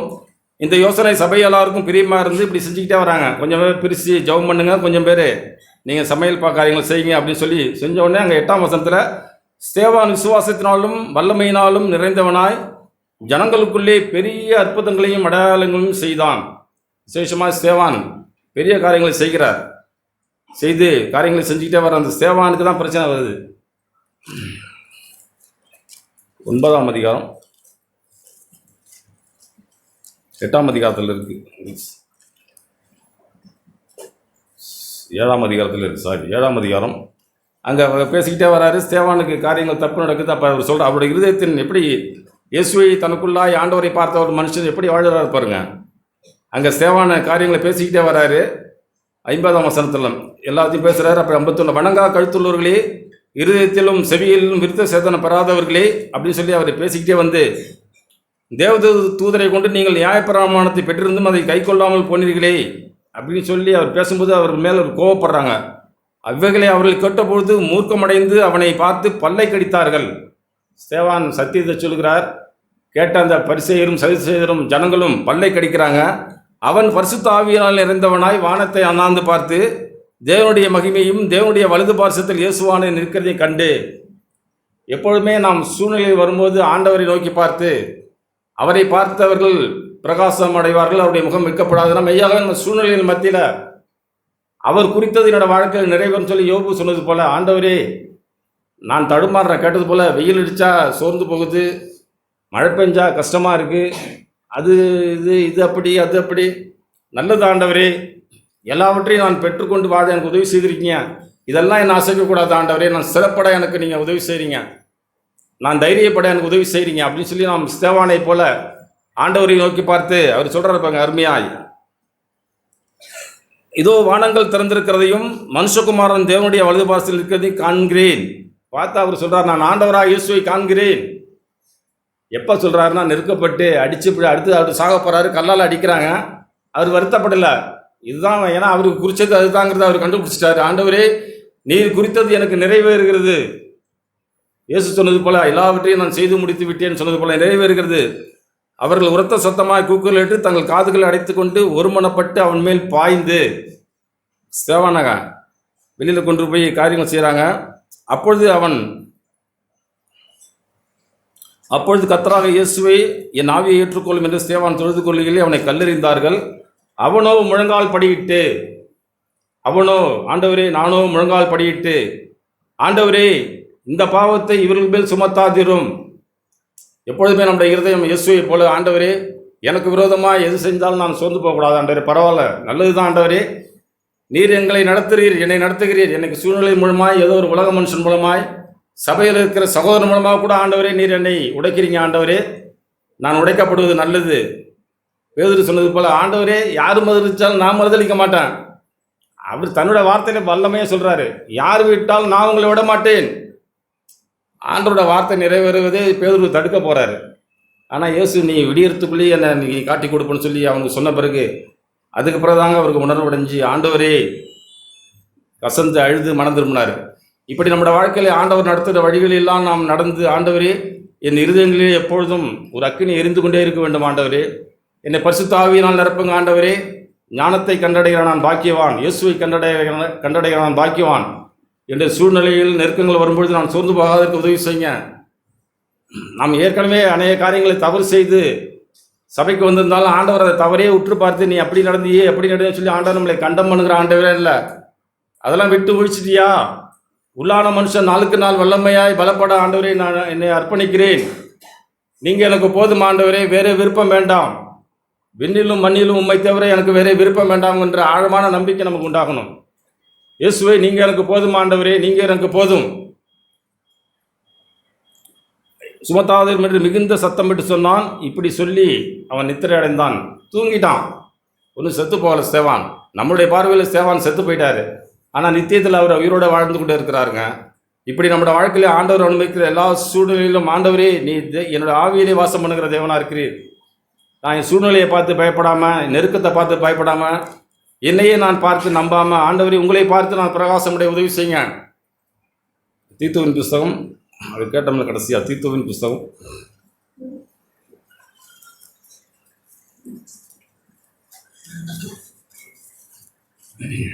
296 பக்கம் எப்படி இருக்கு பாருங்க. 3ஆம் அதிகாரம் 3ஆம் வசனம். முக்காலத்திலே நாமும் புத்தியினரும் கீழ்ப்படியாதவர்களும் வழி தப்பி நடந்துக்கிறவர்களும் பலவிதமான இச்சைகளுக்கும் இன்பங்களுக்கும் அடிமைப்பட்டவர்களும் துர்க்குணத்தோடும் பொறாமையோடும் ஜீவனம் பண்ணுகளும் பகைக்கப்படத்தக்கவர்களும் ஒருவரை ஒருவர் பகைக்கிறவருமாய் இருந்தோம். நான் அப்படிதாங்க இருந்தேன். இப்படிலாம் அந்த பூமியில் இருந்த என்னை ஆண்டவர் மனுஷருக்கு ரட்சிப்பை அளிக்கத்தக்கதாக தேவகிருபை பிரசன்னமாகி என்னுடைய அவபக்தி என்னை விட்டு நீங்கணும், லௌகிக இச்சை என்னை வெறுக்கணும், தெளிந்த புத்தியும் நீதியும் உள்ளவனா இந்த உலகத்திலே வாழ்ந்து ஆண்டவரே நீங்கள் கொடுக்க நீங்கள் எங்களுக்குன்னு வைத்திருக்கிற அந்த ஆனந்த ஸ்தலம், ஆனந்தமான ஒரு வாழ்க்கை, அங்கே வாழ்க்கையை வாழ நான் ஆண்டவரே இந்த பூமியிலே என்னை பழகு வைக்கிறீங்க ஆண்டவரே. நான் சோர்ந்து போகாமல் தொடர்ந்து உண்மை நோக்கி ஓடி வர உதவி செய்யுங்க. என் இருதயத்திலே பக்தி வைராக்கியமுறவர்களாய் நம்மை சுத்திகரிக்கும்படி தமக்காக தாமே ஒப்பு கொடுத்த அந்த ஆண்டவரை இயேசுவை பார்க்கணுமே. ஆண்டவரே என்னுடைய விருப்பத்தை நான் ஆண்டவரை விட்டு விலக உதவி செய்யுங்க. என் சொந்த ஆசாபாசங்களுக்கு நான் இடம் கூடாதற்கு உதவி செய்யுங்க. என்னுடைய தூக்கத்துக்கு நான் என்னை கட்டுப்படுத்த உதவி செய்யுங்க. நான் தூக்க பிரியனாக இருக்கக்கூடாது, நித்திரை பிரியனாக இருக்கக்கூடாது. ஆண்டவரே விழித்தெழுந்து ஜெபிக்க உதவி செய்யுங்க. என் ஆண்டவருடைய வேதத்தை கிரமமாய் தேடி ஆண்டவருடைய சம்பாஷிக்க உதவி செய்யுங்க. அப்படின்னு சொல்லி நாம் ஒவ்வொரு நாளும் ஆண்டவரை தேடும் பொழுது நம் இருதயம் மெய்யாகவே இந்த உலகத்தில் உள்ள அவபக்தியையும் லௌகிக இச்சைகளையும் வெறுத்து நாம் தெளிந்த புத்தியும் நீதியும் தேவ பக்தி உணர்வுகளாக இந்த பூமியிலே சமாதானமாய் வாழ்ந்து ஆண்டவரே நான் சபையில் இருக்குங்கிறதுக்கு ஒரே நிரூபணம், ஆண்டவருக்குன்னு வாழ்கிறதுக்கு ஒரே நிரூபணம், நான் என்னுடைய வீட்டிலே, நான் வேலை செய்கிற சமுதாயத்திலே, நான் நடந்து போகும்போதும் வரும்போதும் என்னுடைய இருதயத்தில் ஓடுகிற சிந்தையிலே நான் ஆண்டவரை கனம் பண்ணால் போதுங்க. எப்படி யோபு சொன்னது போல எத்தனையோ கஷ்டங்கள் அனுபவிக்கிறாரு, அனுபவிச்ச பிறகு அவருடைய கடைசி எத்தனையோ என்ன நடக்குது அவருக்கு. ஆனால் அவர் இருதயத்தில் சோர்ந்தே போகலை. ஆண்டவர் என்னை குறித்து வச்சிருக்கிற திட்டம் என்னோட வாழ்க்கையில் நிறைவேறட்டும், நான் என்னை ஒப்புக் கொடுக்கிறேன், நான் என்னை இடித்து பிழிந்து என் இடத்துல ஒரு தெளிவான ஒரு காரியத்தை ஆண்டவர் பார்க்க விரும்புகிறார். இப்படி சொல்லி நாம் ஆண்டவருக்கு ஒப்புக் கொடுப்போம். தொடர்ந்து ஆண்டவர் அவருடைய ஆவியானவர் நம்மை நடத்தி உற்சாகப்படுத்துவார்.